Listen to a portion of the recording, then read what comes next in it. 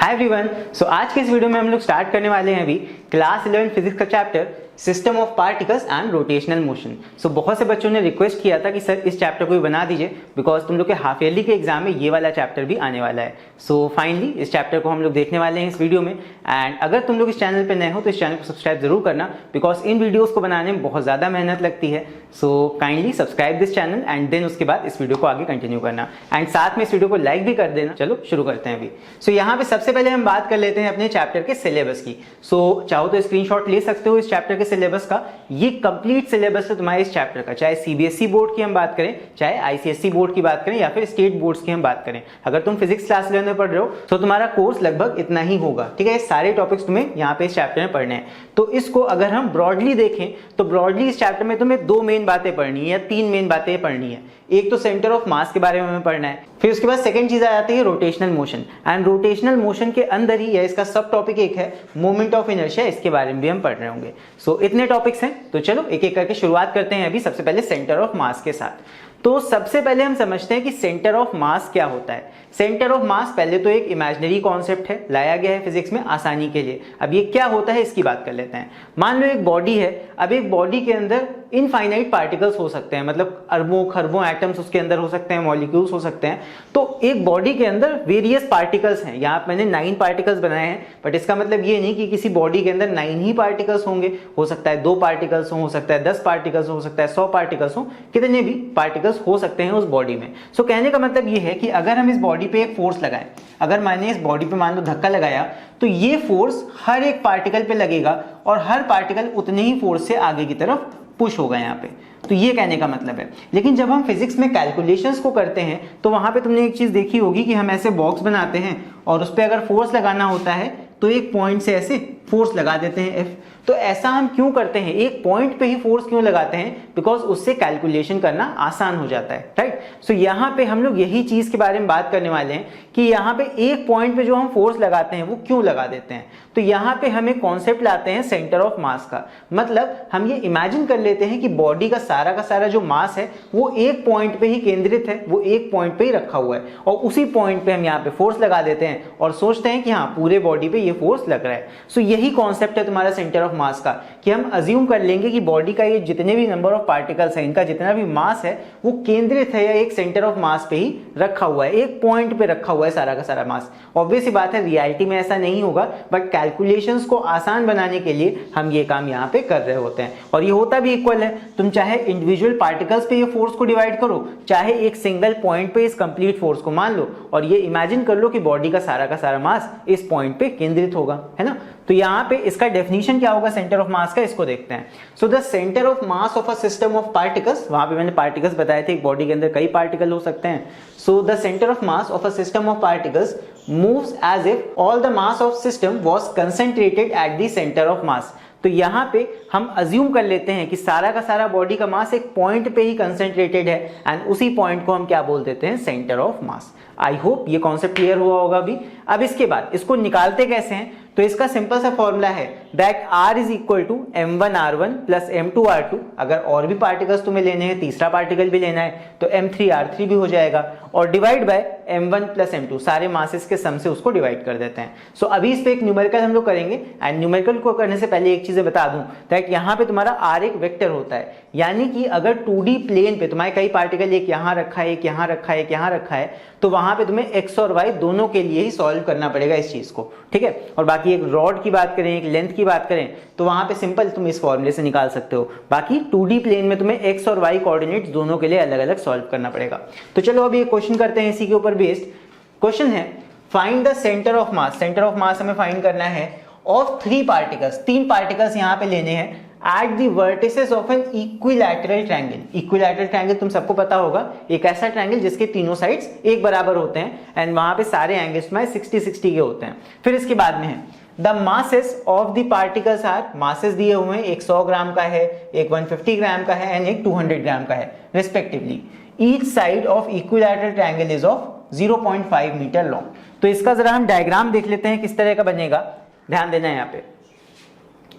कुछ इस तरह का डायग्राम यहाँ पे हमारा बन के आएगा। 3 पार्टिकल्स हैं यहाँ पे, एक तुम्हारा 200 ग्राम का है, स्टार्टिंग से देख सकते हो ये 100 ग्राम, ये 150 ग्राम और ये 200 ग्राम मैंने वर्टिसेस पे रख दिया है ऑफ इक्विलैटरल ट्रायंगल। एंड यहाँ पे हर एक साइड हमारा 0.5 मीटर लॉन्ग है, तो वो भी मैंने यहाँ पे मार्क कर दिया है। ये भी 0.5 मीटर लॉन्ग होगा, ये भी 0.5 होगा और ये भी 0.5 होगा। इसकी हमें जरूरत नहीं पड़ेगी, तो ये मैंने नहीं मार्क किया है। अब यहाँ पे इस ट्रायंगल के अंदर, मतलब यहाँ पे जो मासेस रखे हैं ये ट्रायंगल फॉर्म कर रहे हैं, तो इसका जो सेंटर ऑफ मास होगा वो भी कहीं ना कहीं ट्रायंगल के बीच में ही हमें मिलेगा। तो इसको निकालना कैसे है, वही फॉर्मूला यूज करेंगे। कौन सा? पीछे जो हमने देखा था, देख सकते हो यहाँ पे m1r1 प्लस m2r2, 3 पार्टिकल है तो m3r3 भी आ जाएगा और upon m1 plus m2 plus m3। तो निकालते हैं चलो इसको। और यहाँ पे डिस्टेंसेस देख लो हर एक पार्टिकल के कितने हैं। यहाँ पे ये पार्टिकल तो ओरिजिन पे ही है, ना इसका x से कोई डिस्टेंस ना इसका y से कोई डिस्टेंस।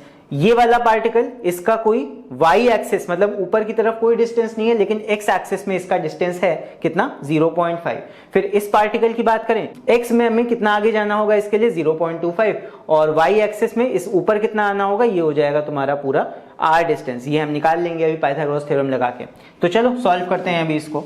तो यहाँ पे देखो, यहाँ पे x को निकालने के लिए, x यानी कि जो हमारा सेंटर ऑफ मास होगा जो कि यहाँ पे कहीं होगा, इसका वैल्यू निकालने के लिए क्या करेंगे? x is equal to m1r1 plus m2r2 plus m3r3 divide by m1 plus m2 plus m3। Formula मैंने रख दिया।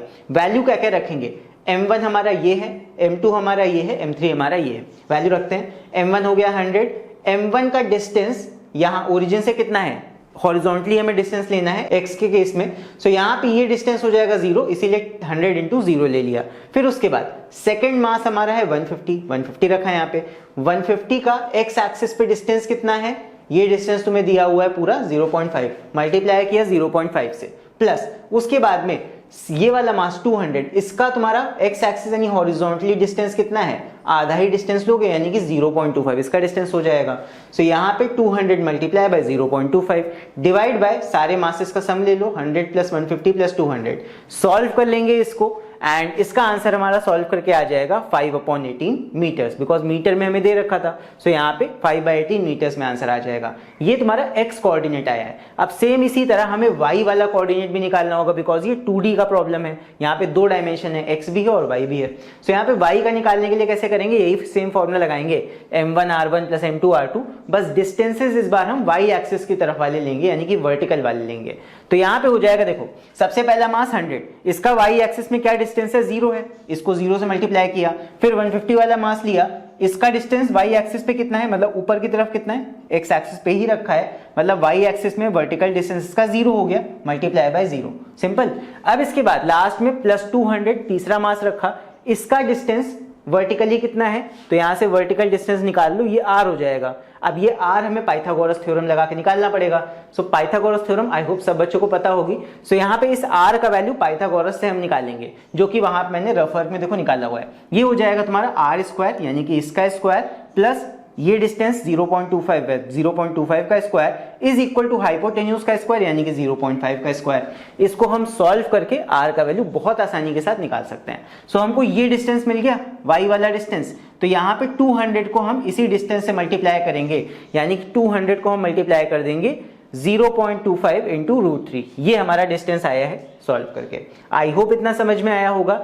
नीचे m1 plus m2 plus m3 पिछले वाले केस की तरह हमने यहाँ पे कर दिया। इसको सॉल्व कर लेंगे और ये आ जाएगा √3/9 मीटर्स। ठीक है, मीटर क्योंकि हमको दे रखा है ये डिस्टेंस मीटर में, इसलिए हम मीटर ले रहे हैं। अगर क्वेश्चन में मीटर्स नहीं दे रखा होता तो हम इसको यूनिट मान लेते बस। ठीक है, तो ये आ गया x कोऑर्डिनेट, ये आ गया y कोऑर्डिनेट। बस कोऑर्डिनेट्स हैं तो यहाँ पे राउंड ब्रैकेट के अंदर इनको कॉमा कॉमा करके लिख दोगे, यही हो जाएगा तुम्हारा फाइनल आंसर। जो तुम्हारा सेंटर ऑफ मास होगा वो तुम्हारा इस पॉइंट पे प्रेजेंट होगा और इस पॉइंट के कोऑर्डिनेट क्या हो जाएंगे? 5/18 √3/9।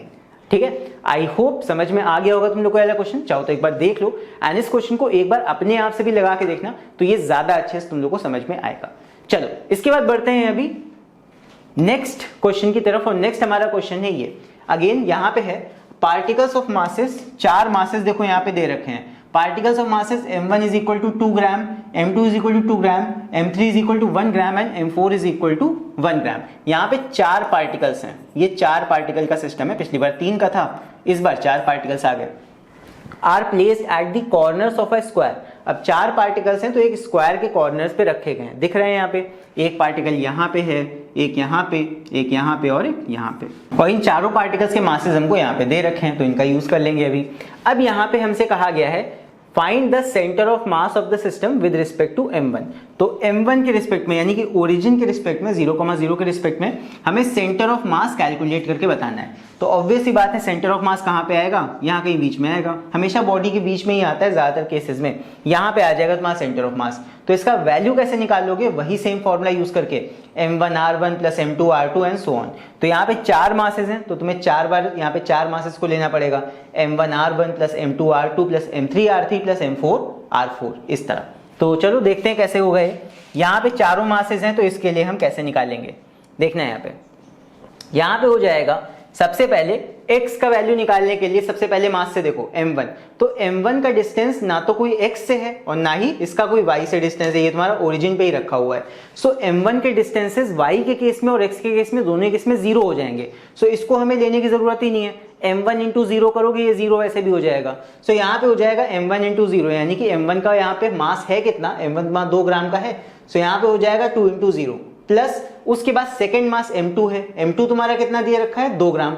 सो यहाँ पे हो जाएगा 2, और इसका डिस्टेंस x एक्सिस में कितना है, हॉरिजॉन्टल डिस्टेंस इसका है तुम्हारा l, तो ये हो जाएगा m2 यानी कि 2 मल्टीप्लाई बाय l, इतना हो गया। फिर उसके बाद m3 पे आते हैं, m3 हमारा गिवन है 1 ग्राम। सो इसका डिस्टेंस x एक्सिस पे यानी कि हॉरिजॉन्टल डिस्टेंस कितना है, तो ये भी l डिस्टेंस पे था, ये भी तुम्हारा हॉरिजॉन्टल l डिस्टेंस ही आएगा इसका। सो ये हो जाएगा 1 इंटू l। फिर उसके बाद लास्ट तुम्हारा आता है m4। m4 देखो तुम्हारा y एक्सिस पे ही रखा है, मतलब इसका कोई हॉरिजॉन्टल डिस्टेंस नहीं है, m4 के लिए हमें आगे आने की जरूरत ही नहीं है। सो ये हो जाएगा तुम्हारा 1 इंटू 0, यहाँ पे भी इसका x कोऑर्डिनेट 0 हो जाएगा। बस divide by m1 plus m2 plus m3 plus m4, 2 plus 2 plus 1 plus 1, ये आ जाएगा तुम्हारा 3l/6, और इसको डिवाइड कर लोगे, यहाँ पे कट कर लोगे, तो ये आ जाएगा तुम्हारा l/2। तो x कोऑर्डिनेट l/2 आ गया सिंपल। सेम इसी तरह y कोऑर्डिनेट भी हम सॉल्व कर लेंगे। अब y कोऑर्डिनेट निकालने के लिए हमें y एक्सिस वाले डिस्टेंस चाहिए, मतलब वर्टिकल वाले डिस्टेंस चाहिए। सो y कोऑर्डिनेट के लिए यहाँ पे हो जाएगा m1 मल्टीप्लाई बाय, इसका y कोऑर्डिनेट भी 0 है, तो m1 मल्टीप्लाई बाय 0, फिर उसके बाद प्लस m2 यहाँ पे हो जाएगा मल्टीप्लाई बाय 0, बिकॉज इसका भी y कोऑर्डिनेट क्या होगा 0 होगा, x एक्सिस पे ही रखा हुआ है पॉइंट है। फिर उसके बाद प्लस m3 देखो ऊंचे पे रखा है, इसका डिस्टेंस ये भी l है तुम्हारा, यहाँ पे लिख देता हूं मैं, ये डिस्टेंस भी तुम्हारा l है। सो m3 वाले मास का भी डिस्टेंस, वर्टिकल डिस्टेंस l हो जाएगा। सो m3 मल्टीप्लाई बाय l, यानी कि m3 तुम्हारा कितना है 1, तो 1 मल्टीप्लाई बाय l देखो वहां पे रखा हुआ है। फिर उसके बाद m4, इसका भी डिस्टेंस देखो l है वर्टिकली अगर देखा जाए तो m4 multiply by l, m4 का वैल्यू अगेन 1 ग्राम है, तो 1 मल्टीप्लाई बाय l, ये हो गया वहां पे 1l। फिर उसके बाद अपॉन में m1 प्लस m2 सारे मासेस को हम ऐड कर देंगे यहाँ पे, इस तरह सॉल्व कर लेंगे इसको, ये आ जाएगा, ये दोनों मासेस तो 0 हो जाएंगे, 1l प्लस 1l, ये आ जाएगा 2l अपॉन 6, तो 2 से 6 काट दो, ये आ जाएगा l/3। आई होप समझ में आ गया होगा। यहाँ x कोऑर्डिनेट हमारा आ गया इतना l/2, y कोऑर्डिनेट आ गया l/3, और दोनों ही कोऑर्डिनेट्स को हम x, y के फॉर्म में लिख देंगे, जो कि आ जाएगा l/2, l/3। सो ये आ जाएगा हमारा coordinate of this centre of mass. I hope ये वाला क्वेश्चन समझ में आ गया होगा, देख लो एक बार, एंड इसको भी एक बार अपने आप से सॉल्व करके देख लेना। बाकी एक होमवर्क क्वेश्चन मैंने लगाया है वीडियो के एंड में, वो होमवर्क क्वेश्चन भी तुम लोग कर लोगे, तो सेंटर ऑफ मास वाला पूरा टॉपिक तुम लोग को अच्छे से क्लियर हो जाएगा। चलो बढ़ते हैं अभी अगले टॉपिक की तरफ, एंड नेक्स्ट हमारा टॉपिक अभी स्टार्ट होने वाला है रोटेशनल मोशन का। सो बात करें अगर मोशन की, तो मोशन 2 तरह के हो सकते हैं। कोई ऑब्जेक्ट अगर सीधे एक स्ट्रेट लाइन में जा रहा है, जैसे कि फॉर एग्जाम्पल कोई ऑब्जेक्ट हमने लिया और उसको हम स्ट्रेट लाइन में ऐसे भेज रहे हैं, तो ये कहलाएगा स्ट्रेट लाइन मोशन। यहाँ पे सब चीजें एक डायमेंशन में होती हैं। लेकिन वहीं पे अगर एक ऑब्जेक्ट, जिस ऑब्जेक्ट को अभी हम मूव कर रहे थे, इसको अगर हम किसी रस्सी से बांध दें या कोई फोर्स से अगर हम इसको बांध दें, तो यहाँ पे ये क्या करने लगेगा, इस पे अगर हम फोर्स भी लगाएंगे तो ये सीधे ना जाके एक रोटेशनल मोशन इस तरह का फॉलो करने लगेगा। जैसे तुमने बच्चों को देखा होगा लंगड़ नचाते हुए जब वो पतंग लूटते हैं, सो वहां पे वो मोशन होता है रोटेशनल मोशन का। इवन अर्थ जो सन के अराउंड ऐसे रिवॉल्व कर रही है, वो भी रोटेशनल मोशन है। तुम्हारा घर का जो पंखा होता है, सीलिंग फैन होता है, वो भी रोटेशनल मोशन कर रहा होता है। सो इस तरह के मोशन, जहां पे एक ऑब्जेक्ट को हम टाई कर देंगे, इस तरह हम इसको बांध देंगे, तो इसके पास मजबूरी हो जाती है कि ये एक सर्कुलर पाथ में इसी तरह ही रोटेट करेगा। सो ये रोटेशनल मोशन फॉलो करने लगता है। सो हमें इस चैप्टर में रोटेशनल मोशन से रिलेटेड कई सारी चीजें पढ़नी है। तो फाइनली चलो अभी स्टार्ट करते हैं रोटेशनल मोशन के साथ। सो यहाँ पे तुम लोग देख सकते हो दैट मैंने कंपेयर किया हुआ है ट्रांसलेशनल मोशन को, यानी कि लीनियर मोशन को, विद रोटेशनल मोशन।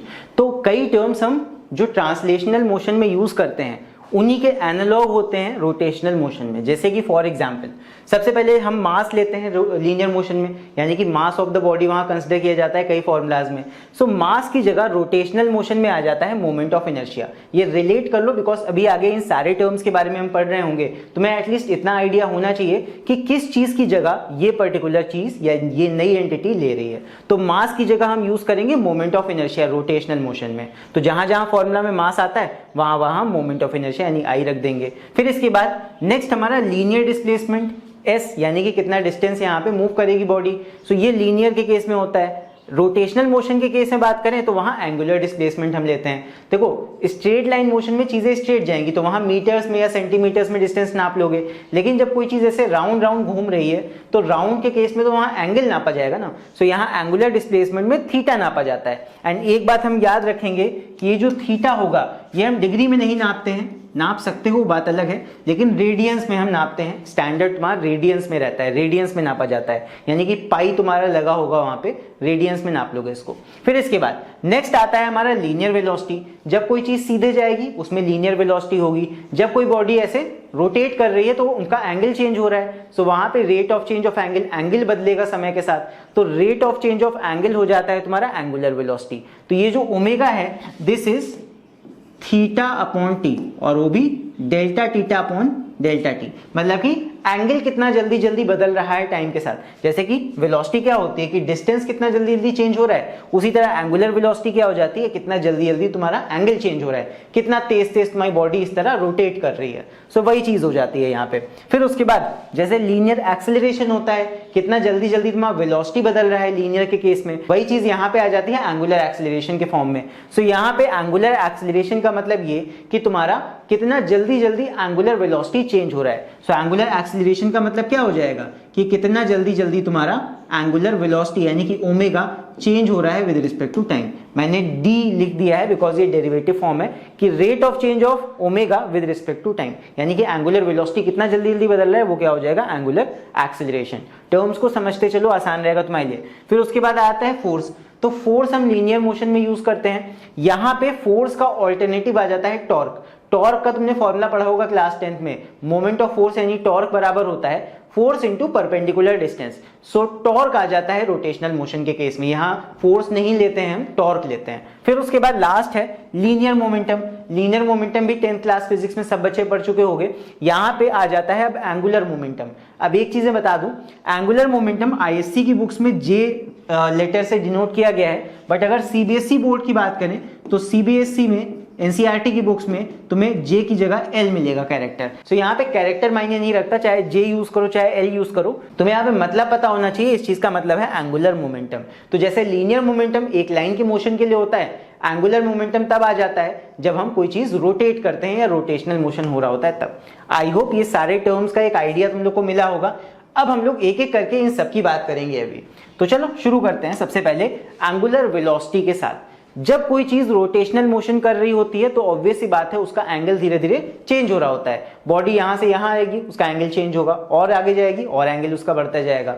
सो समय के साथ एंगल चेंज होता आता है एक बॉडी का। सो कितने रेट से एंगल चेंज हो रहा है पर सेकंड, कितना जल्दी जल्दी एंगल बदल रहा है, जैसे पर सेकंड कितना डिस्टेंस ट्रेवल होता है वो होता है तुम्हारा लीनियर वेलोसिटी। एंगुलर वेलोसिटी का मतलब पर सेकंड कितना जल्दी जल्दी एंगल बदल रहा है, वही तुम्हारा हो गया एंगुलर वेलोसिटी। इसको डिनोट किया जाता है ओमेगा से, याद रखना लेटर ओमेगा से डिनोट करोगे। ओमेगा का मतलब एंगुलर वेलोसिटी, कितना जल्दी जल्दी एंगल चेंज हो रहा है। इसका यूनिट क्या हो जाएगा, इसके यूनिट की अगर हम बात करें, इसका यूनिट हो जाएगा तुम्हारा रेडियन पर सेकंड। कितना जल्दी जल्दी एंगल बदल रहा है, एंगल तुम्हारा रेडियन में लोगे, मैंने बता दिया है। डिग्री में भी लेते हैं बट तुम्हारी बुक्स में जो आंसर्स दिए होंगे वो सारे के सारे रेडियन पर सेकंड में होंगे। एंड इवन क्वेश्चंस में भी रेडियन का ही यूज करते हैं, तो तुम भी रेडियन का ही यूज करना। रेडियन पर सेकंड मतलब एंगुलर वेलोसिटी, ठीक है। मीटर पर सेकंड लीनियर वेलोसिटी होता है, रेडियन पर सेकंड तुम्हारा एंगुलर वेलोसिटी हो गया। रिलेट करके पढ़ोगे तो आसानी रहेगी तुम्हें रोटेशनल मोशन में। अब यहाँ पे W का फॉर्मूला क्या हो जाएगा, D theta upon D T, मतलब कि rate of change of theta. कितना जल्दी जल्दी थीटा चेंज हो रहा है, कितना जल्दी जल्दी एंगल चेंज हो रहा है, यही तुम्हारा हो जाता है एंगुलर वेलोसिटी। एंड अगर इसका रिलेशन देखें हम लीनियर वेलोसिटी के साथ, सो v इज इक्वल टू हो जाता है ओमेगा इंटू आर। ये याद रखना, ठीक है। v is equal to R times omega, ये रिलेशन जरूर से याद रखना कि अगर तुम्हें लीनियर वेलोसिटी पता है तो एंगुलर वेलोसिटी में उसको कैसे कन्वर्ट करोगे, या फिर वाइस वर्सा तुम्हें अगर एंगुलर वेलोसिटी पता है तो उसको लीनियर वेलोसिटी में कैसे चेंज करोगे।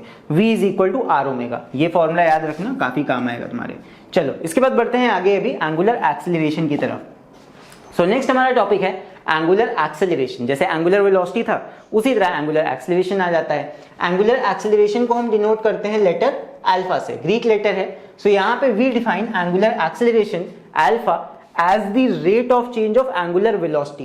एंगुलर वेलोसिटी कितना जल्दी जल्दी बदल रही है वही क्या हो जाएगा, angular acceleration, simple. So angular acceleration alpha is equal to D omega upon D T, मतलब कि ओमेगा कितना जल्दी जल्दी बदल रहा है टाइम के साथ, ओमेगा यानी एंगुलर वेलोसिटी कितना जल्दी जल्दी बदल रही है टाइम के साथ, यही हो जाता है तुम्हारा एंगुलर एक्सेलरेशन। इसका सिंपल फॉर्मूला ये भी हो सकता है that alpha is equal to omega minus omega naught divide by T. जैसे तुम लोग एक्सेलरेशन जब नॉर्मल लीनियर वाली निकालते हो तो क्या करते हो, v minus you upon T, final velocity minus initial velocity upon T. ये किसके लिए होता है, ये होता है तुम्हारा लीनियर एक्सेलरेशन के लिए। सो उसी तरह उसी से रिलेट करके देखो, अगर एंगुलर एक्सेलरेशन की हम बात करें सो क्या हो जाएगा, final angular velocity minus initial angular velocity. W not का मतलब इनिशियल वाली वेलोसिटी हो गई एंगुलर वेलोसिटी, और ओमेगा यहाँ पे हो जाएगा तुम्हारा फाइनल वाली एंगुलर वेलोसिटी। दोनों को माइनस कर देंगे तो चेंज मिल जाएगा, अपॉन टाइम से डिवाइड कर देंगे तो क्या आ जाएगा हमारा अल्फा, यानी कि एंगुलर एक्सेलरेशन।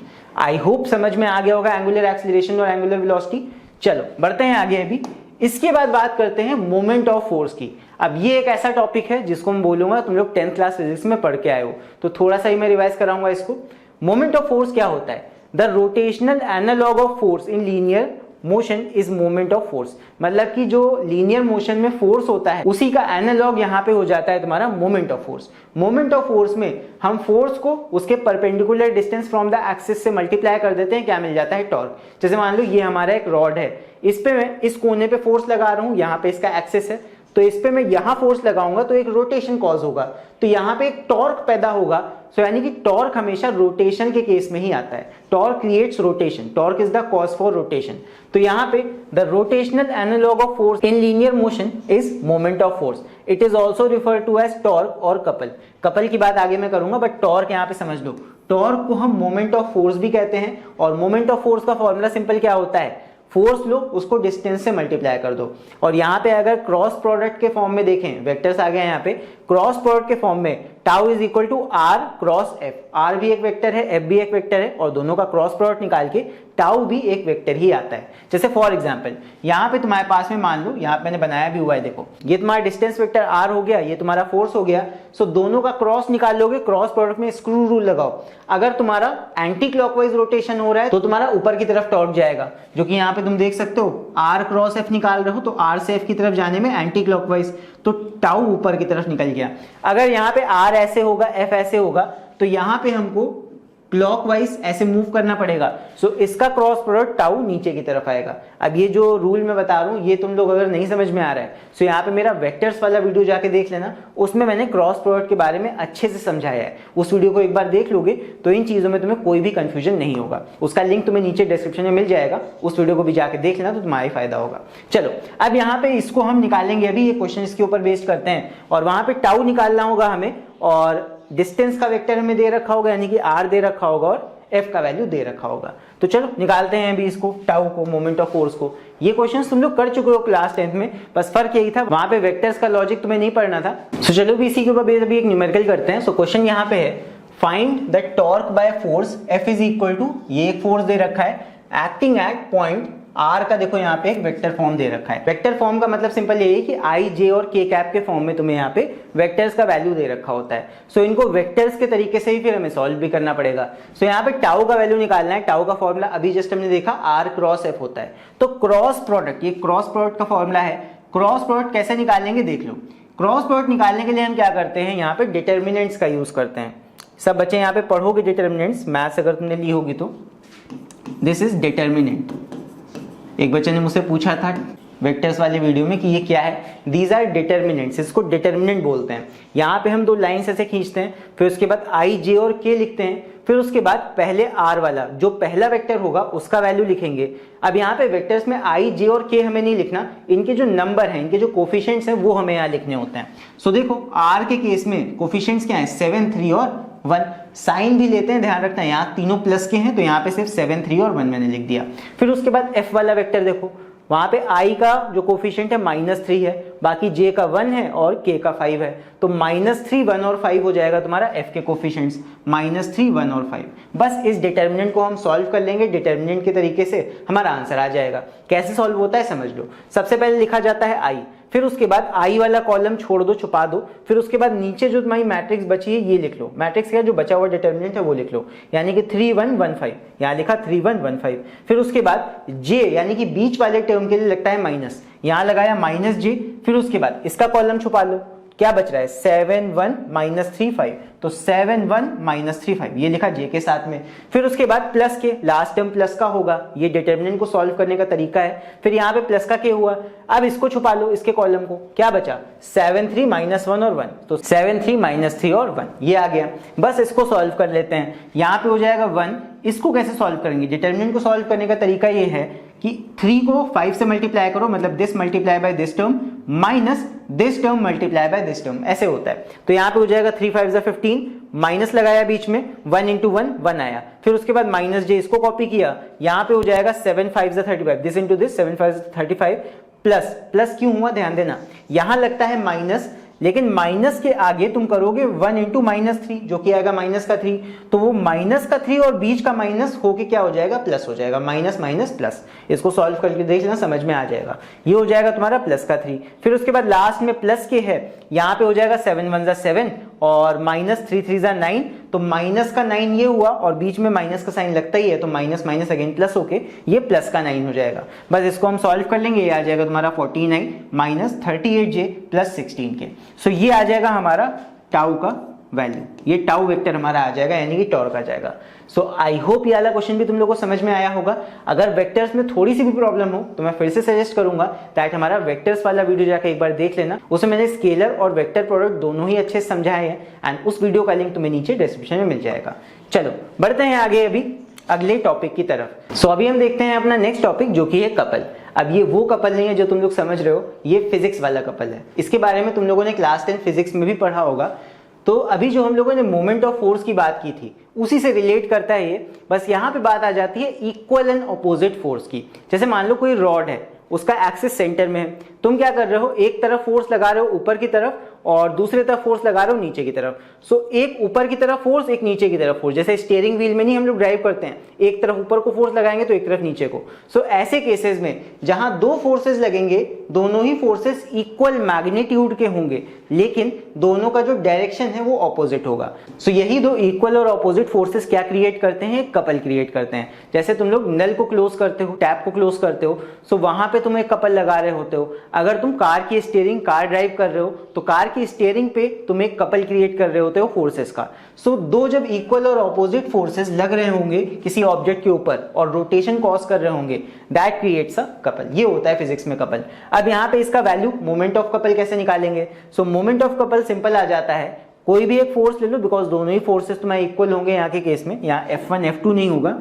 जो दोनों फोर्सेस है तुम्हारे, ये दोनों सेम मैग्नीट्यूड के होंगे, बस दोनों का डायरेक्शन अलग अलग होगा। एक तुम्हारा अप होगा तो एक तुम्हारा डाउन होगा, लेकिन रोटेशन दोनों एक ही डायरेक्शन में क्रिएट करेंगे। ये भी एंटी क्लॉकवाइज रोटेशन क्रिएट कर रहा है, ये भी एंटी क्लॉकवाइज क्रिएट कर रहा है। सो यहाँ पे इसका मोमेंट ऑफ कपल यानी टॉर्क कितना आ जाएगा? टॉर्क इज इक्वल टू हो जाएगा, एक फोर्स ले लो और दोनों फोर्सेस के बीच का टोटल परपेंडिकुलर डिस्टेंस ले लो, तो F × L, इससे क्या आ जाएगा तुम्हारा मोमेंट ऑफ कपल। ठीक है, आई होप समझ में आ गया होगा। ये एग्जाम में पूछा जा सकता है और बाकी इसके ऊपर छोटा सा कोई न्यूमेरिकल भी दे सकते हैं। सो कपल के केस में दो इक्वल और ऑपोजिट फोर्सेस लगते हैं, इतना याद रखना। एग्जाम्पल तुम्हारा कार स्टीयरिंग का हो सकता है, टैप का हो सकता है, जो टैप तुम लोग क्लोज करते हो वहां भी तुम लोग ऐसे फिंगर्स लगाते हो, एक तरफ ऊपर फोर्स एक तरफ नीचे फोर्स। तो इसी के एग्जाम्पल्स और भी हो सकते हैं, एंड अगर इसके एग्जाम्पल और तुम लोग को पता हो तो उन्हें तुम नीचे कमेंट्स में लिखकर बता सकते हो। चलो बढ़ते हैं अभी आगे। सो इसके बाद अब हम आ जाते हैं अपने नेक्स्ट टॉपिक पे, एंड नेक्स्ट टॉपिक हमारा है angular momentum of a particle. So angular momentum क्या होता है? देखो, लीनियर मोशन के केस में लीनियर मोमेंटम होता है, जो कि होता है हमारा P = m × v। ये हो जाता है लीनियर मोशन के केस में। रोटेशनल मोशन के केस में हमारा आ जाता है एंगुलर मोमेंटम। एंगुलर मोमेंटम का मतलब जे, एंड इसको निकाला जाता है डिस्टेंस मल्टीप्लाई बाय पी से। तुम लीनियर मोमेंटम में आर से मल्टीप्लाई कर दो, क्रॉस प्रोडक्ट निकाल लो लीनियर मोमेंटम का आर के साथ, that will give you angular momentum. जैसे तुमने टॉर्क निकाला था आर इंटू एफ करके, उसी तरह एंगुलर मोमेंटम निकाल सकते हो आर इंटू पी, यानी कि लीनियर मोमेंटम में आर को मल्टीप्लाई कर दो, क्रॉस प्रोडक्ट निकाल लो, तुम्हारा जे यानी कि एंगुलर मोमेंटम आ जाता है। अब यहाँ पे क्रॉस प्रोडक्ट है तो क्रॉस प्रोडक्ट की एक कैरेक्टरिस्टिक यहाँ पे समझ लो, क्रॉस प्रोडक्ट जब भी होता है तो आर और पी का क्रॉस हो रहा है यहाँ पे, तो जो भी तुम्हारा यहाँ पे रिजल्टेंट आ रहा है जे, ये दोनों के ही परपेंडिकुलर होता है। यानी कि यहाँ पे देखो मैंने फिगर बनाया है, जैसे मान लो तुम्हारा लीनियर मोमेंटम इस डायरेक्शन में है और आर तुम्हारा यानी कि जो डिस्टेंस का वेक्टर है वो तुम्हारा इस डायरेक्शन में है, तो दोनों के ही परपेंडिकुलर होगा तुम्हारा जे वाला वेक्टर। यानी कि अगर हम मान ले यहाँ पे हमारे पास में एक व्हील है, ये मान लो एक पहिया है और ये इसका एक्सिस ऑफ रोटेशन है, तो यहाँ पे ये मान लेते हैं इसका डिस्टेंस वेक्टर हो गया और इसका जो लीनियर मोमेंटम है वो कहीं ना कहीं इस डायरेक्शन में होगा, ये हो जाएगा तुम्हारा P। तो P ऐसे है, R ऐसे है, तो P का ही एक पैरेललोग्राम फॉर्म यहाँ आप बना सकते हैं इस तरह। तो यहाँ पे जो हमारा J वेक्टर आएगा, J वेक्टर हमारा हो जाएगा कुछ ऐसा। अगर हम इसका क्रॉस प्रोडक्ट निकालेंगे तो J वेक्टर इन दोनों के परपेंडिकुलर आएगा, ये ऐसे। तो यहाँ पे जो एक्सिस ऑफ रोटेशन है पहिए का, उसी एक्सिस पे ऊपर की तरफ तुम्हारा J आ जाएगा, ये होगा यहाँ पे। आई होप ये चीज समझ में आई होगी। एंड व्हील अगर इस तरफ रोटेट कर रहा था तब ये है, अगर तुम्हारा रोटेशन इस तरह हो रहा है इस तरफ को, यानी कि एंटी क्लॉकवाइज डायरेक्शन में। अगर यही रोटेशन क्लॉकवाइज डायरेक्शन में होगा, अगर मान लो यही पहिया मैं ऐसे बना दूं, समझना ये चीज, यही पहिया मैं ऐसे बना दूं, डिस्टेंस वेक्टर ये हो गया आर और इसमें जो मोमेंटम है वो हम ले लेते हैं इस तरह, ठीक है। तो मोमेंटम ऐसे लोगे, ये रोटेशन में लगेगा क्लॉकवाइज, तो यहाँ पे आर से पी तुम्हारा अगेन ऐसे बना दो पैरेललोग्राम फॉर्म में, एंड यहाँ पे इसका रोटेशन हो जाएगा तुम्हारा क्लॉकवाइज। देखने में ऊपर से अगर देखोगे तो ये क्लॉकवाइज रोटेशन हो गया। इस केस में तुम्हारा जे वेक्टर जाएगा नीचे की तरफ, ये स्क्रू रूल से मैं बता रहा हूँ, यहाँ पे जे वेक्टर तुम्हारा नीचे की तरफ हो जाएगा परपेंडिकुलर, ठीक है। तो जे हमेशा एक्सिस ऑफ रोटेशन पे ही होता है, अपवर्ड की तरफ होगा, डाउनवर्ड की तरफ होगा। अगर तुम व्हील को ऐसे रखोगे तो लेफ्ट या राइट में होगा, बट हमेशा परपेंडिकुलर होगा to the distance vector and momentum vector, ये याद रखना। तो क्रॉस प्रोडक्ट होता है डिस्टेंस वेक्टर का और मोमेंटम का, लीनियर मोमेंटम का, तो ये तुम्हारा दे देता है जे। जे क्या है? Angular momentum. अब सीबीएसई की बुक्स में जे लेटर का यूज ना करके एल का यूज किया जाता है, तो मतलब वही है एंगुलर मोमेंटम, तो चाहे जे से रिप्रेजेंट करो चाहे एल से रिप्रेजेंट करो, ठीक है। बाकी एंगुलर मोमेंटम कैसे निकालना है वो मैंने तुम लोग को बता दिया है। सो इसका भी एक इंपॉर्टेंट रोल है, इसको भी हम यूज करेंगे आगे। और यहाँ पे डायरेक्शन ऑफ जे के लिए हम स्क्रू रूल का यूज करते हैं। स्क्रू रूल मैंने वेक्टर्स वाले अपने वीडियो में बताया, वहां पे जाके तुम उसको देख सकते हो, ठीक है। चलो बढ़ते हैं अभी आगे एंड देखते हैं अगला topic. Next is relation between torque and moment of inertia. अब टॉर्क का और मोमेंट ऑफ इनर्शिया, ये एक नया टर्म यहाँ पे आया है, इसका क्या रिलेशन होता है इसको अभी हम समझने वाले हैं इस डेरिवेशन में। सो डेरिवेशंस इस चैप्टर में काफी इंपॉर्टेंट है बिकॉज ये एग्जाम में पूछे जाते हैं। तो चलो देखते हैं relation between torque and moment of inertia. Moment of inertia अभी मैं समझाऊंगा। यहाँ पे मान लेते हैं हमारे पास एक पार्टिकल है m1, जैसे कि वहां मैंने एक देखो बॉडी बनाई हुई है, this is a whole body and इस बॉडी में देयर आर मेनी पार्टिकल्स, जो मैंने तुम्हें स्टार्टिंग में बताया था एकदम वीडियो के। तो एक बॉडी है, उसके अंदर कई सारे पार्टिकल्स हो सकते हैं। मैंने यहाँ पे कुछ पार्टिकल्स बना दिए हैं, 6 पार्टिकल्स। जरूरी नहीं है कि 6 ही पार्टिकल हो, इससे कम भी हो सकते हैं, इससे ज्यादा भी हो सकते हैं। सो यहाँ पे मान लेते हैं कि एक particle, late for particle m1, तुम्हारा अगर हम फोर्स लगाएं इस बॉडी पे तो फोर्स कितना होगा?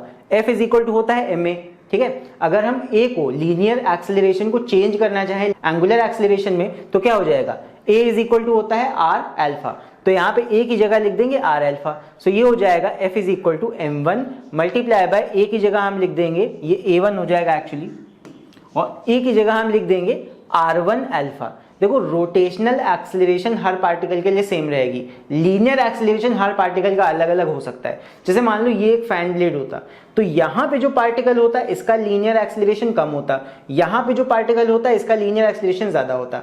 लेकिन एंगुलर एक्सेलरेशन इसके लिए भी सेम होगा, इसके लिए भी सेम होगा, इसलिए मैंने यहाँ 1 2 नहीं लगाया है। एक्सेलरेशन हर पार्टिकल के लिए सेम होगा एंगुलर वाला। अब इसके बाद एक पार्टिकल का फोर्स इतना आ गया, सो फोर्स तो आ गया, अब इसी पार्टिकल पे टॉर्क कितना होगा? So torque is equal to force multiply by R. यहाँ पे सिर्फ हम मैग्नीट्यूड की बात कर रहे हैं तो इसलिए मैंने आर बाद में लिख दिया, अदरवाइज आर क्रॉस एफ होता है, ध्यान रखना। सो यहाँ पे हो जाएगा F1 इंटू R1। एफ हमारा कितना है? m1 r1 alpha. m1 r1 alpha multiply by r1, ये हो गया। तो r1 इंटू r1, r1 का स्क्वायर हो जाएगा, ये क्या आ जाएगा m1 r1 स्क्वायर अल्फा। ये एक पार्टिकल पे लगने वाला टॉर्क आ गया। This is torque on one particle m1। अगर हम सारे पार्टिकल्स को यहाँ पे लेके चलें तो सारे टॉर्क्स जुड़ते जाएंगे, टॉर्क ऐड होते हैं आपस में। So similarly for all particles m1 m2 and mn जितने भी होंगे यहाँ पे, तो सबका टॉर्क कितना आ जाएगा, हर एक के लिए यही चीज निकाल लो, हो जाएगा m1 r1 स्क्वायर अल्फा, फिर दूसरे पार्टिकल के लिए m2 r2 स्क्वायर अल्फा, फिर तीसरे पार्टिकल के लिए m3 r3 स्क्वायर अल्फा, फिर उसके बाद करते करते करते mn तक जाएगा ये। अब इसके बाद यहाँ पे देखो सब में अल्फा कॉमन है, अल्फा ले लो कॉमन, क्या आ जाएगा m1 r1 square plus m2 r2 square plus dot dot dot सारे यहाँ पे mr स्क्वायर ऐड होते जाएंगे। तो ये है क्या बेसिकली, तुम्हें हर एक 1 2 3 जितने भी पार्टिकल्स हैं सबका mr स्क्वायर तुम ऐड कर रहे हो, तो यहाँ पे इसकी जगह तुम लिख सकते हो सिग्मा mr स्क्वायर। एंड ये जो सिग्मा mr स्क्वायर है यही तुम्हारा क्या होता है, मोमेंट ऑफ इनर्शिया। तो ये मोमेंट ऑफ इनर्शिया होता है I is equal to sigma mr square. तो इसकी जगह हम I से रिप्लेस कर सकते हैं इसको। सो सिग्मा mr स्क्वायर की जगह लिख देंगे I, एंड यहाँ पे टाउ हमारा आ जाएगा tau is equal to alpha into I, यानी कि tau is equal to I into alpha. ठीक है, सो यही रिलेशन होता है between torque and moment of inertia. So important relation है, डिराइव करने के लिए एग्जाम में आ सकता है, एक बार देख लो किस तरह किया गया है। एंड यहाँ पे थोड़े बहुत स्टेटमेंट्स हो सकता है तुम्हें एक्स्ट्रा लिखने पड़ जाए, यहाँ मैंने शॉर्ट में इसको डिराइव करके दिखा दिया है। आई होप समझ में आ गया हो गए। अभी इसके बाद बढ़ते हैं अपने अगले डेरिवेशन की तरफ, जो कि है के यानी कि काइनेटिक एनर्जी ऑफ रोटेशन। ये कैसे निकालते हैं, सो देखो सेम उसी तरह यहाँ भी निकालेंगे। पहले एक पार्टिकल के लिए एनर्जी निकालोगे, फिर सारे पार्टिकल्स के लिए निकाल लोगे। सो यहाँ पे एक पार्टिकल की एनर्जी की अगर हम बात करें, सो एक पार्टिकल का एनर्जी क्या होगा, हाफ mv स्क्वायर। तो ये हो जाएगा K is equal to half mv square, एक पार्टिकल का निकाल रहे हैं इसलिए m1 v1 स्क्वायर, ये हो गया। अब यहाँ पे इस लीनियर वेलोसिटी को चेंज कर दो एंगुलर वाली वेलोसिटी में, बिकॉज हर पार्टिकल के लिए लीनियर वेलोसिटी चेंज होगा, एंगुलर वेलोसिटी हर पार्टिकल का सेम रहेगा, इसीलिए हम यहाँ पे इस लीनियर वेलोसिटी को एंगुलर में चेंज कर रहे हैं, एंगुलर वेलोसिटी में। सो v इज इक्वल टू होता है r ओमेगा, देखो वहां लिखा हुआ है, इसका यूज कर लो। v1 की जगह लिख दो r1 ओमेगा, ओमेगा सबके लिए सेम रहेगा, हर पार्टिकल के लिए r1, पहले पार्टिकल का डिस्टेंस अलग होगा इसलिए r1 लिया है। तो ये हो जाएगा हाफ m1, v की जगह लिख दिया r ओमेगा, तो हो जाएगा r1 स्क्वायर, स्क्वायर लगाए v पे इसलिए दोनों पे स्क्वायर लगेगा, r1 स्क्वायर और ओमेगा स्क्वायर। ये क्या आ गया, काइनेटिक एनर्जी। अब ये एक पार्टिकल का है, अगर हम सभी पार्टिकल की एनर्जी निकालें, so for all particles kinetic energy will be equal to half m1 r1 square omega square plus half m2 r2 square omega square. करते करते सारे पार्टिकल्स का यहाँ पे काइनेटिक एनर्जी ऐड कर लो। अब यहाँ पे दिख रहा होगा सब में ओमेगा स्क्वायर कॉमन आ रहा है, सेम भी है सब पार्टिकल्स के लिए ओमेगा। सो यहाँ पे ओमेगा स्क्वायर को ले लो कॉमन, क्या बचेगा हाफ, ये हो जाएगा m1 r1 square plus m2 r2 square and dot dot करते करते यहाँ पे mr स्क्वायर ऐड हो जाएंगे और लास्ट में आ जाएगा तुम्हारा ओमेगा स्क्वायर। सो यहाँ पे तुम इसकी जगह लिख सकते हो I, ये क्या है, मोमेंट ऑफ इनर्शिया है। सो ये आ जाएगा हाफ I, ये पूरा I हो गया moment of inertia multiply by omega square, यानी कि ये। तो ये आ जाएगा तुम्हारा काइनेटिक एनर्जी का फॉर्मूला।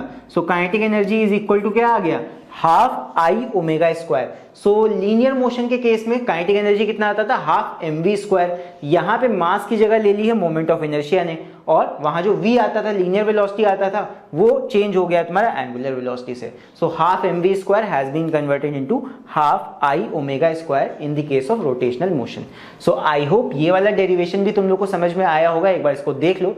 एंड ये जितने भी डेरिवेशंस मैं करा रहा हूँ, ये पूरा सेशन का PDF तुम्हें नीचे बाद में PDF के फॉर्म में डिस्क्रिप्शन में प्रोवाइड कर दूंगा। डिस्क्रिप्शन में जाके इसका PDF चेकआउट कर लेना, अदरवाइज वहां पे ना मिले तो एक काम करना, हमारे टेलीग्राम चैनल को ज्वाइन कर लेना, एंड इस टेलीग्राम चैनल पे भी मैं ये वाला PDF पूरा प्रोवाइड कर दूंगा। राइट, चलो ये डेरिवेशन समझ में आ गया हो तो इस वीडियो को लाइक कर देना, एंड चैनल पे नए हो चैनल को सब्सक्राइब भी कर लेना। एंड इसी के साथ बढ़ते हैं अभी अगले डेरिवेशन की तरफ। बैक टू बैक डेरिवेशन हो रहे हैं। अभी इसके बाद अगला है हमारा relation between angular momentum and moment of inertia. So चलो भी इस डेरिवेशन को देखते हैं। सो यहाँ पे भी रिलेशन निकालने के लिए देखो, एंगुलर मोमेंटम का हम यहाँ पे फॉर्मूला रख देंगे with respect to linear momentum, जो कि होता है J is equal to R cross P। ये हमने फॉर्मूला देखा था अभी पीछे। अब यहाँ पे वही चीज है, यहाँ पे हम एक एक पार्टिकल के लिए पहले निकालेंगे, फिर टोटल सारे पार्टिकल्स का निकाल लेंगे। तो यहाँ पे एक पार्टिकल m1 के लिए, एक बॉडी में कई पार्टिकल्स होते हैं, सो उस बॉडी के किसी एक पार्टिकल जिसका मास m1 है, उसके लिए angular momentum will be equal to R cross P, यानी कि R1 क्रॉस P1 पहले पार्टिकल के लिए। तो यहाँ पे लीनियर मोमेंटम का वैल्यू रख दो m1 v1, इसको बदल दिया हमने, P को चेंज कर दिया। अब यहाँ पे इस लीनियर वेलोसिटी को हम बदल देंगे एंगुलर वेलोसिटी के साथ, इतना करेंगे। ये हो जाएगा r1 क्रॉस m1 v1, तो v1 की जगह हमने रख दिया r omega, v is equal to होता है r टाइम्स ओमेगा, रख देंगे इसको। ये हो जाएगा r1 multiply by m1, v की जगह रखा r1 omega, r1 into r1 हो जाएगा r1 स्क्वायर, एंड ये आ जाएगा m1 r1 square into omega. ये आ गया एक पार्टिकल का एंगुलर मोमेंटम। अब इसी तरह सारे पार्टिकल्स का एंगुलर मोमेंटम निकालने के लिए हम क्या करेंगे, सबका एंगुलर मोमेंटम ऐड कर देंगे।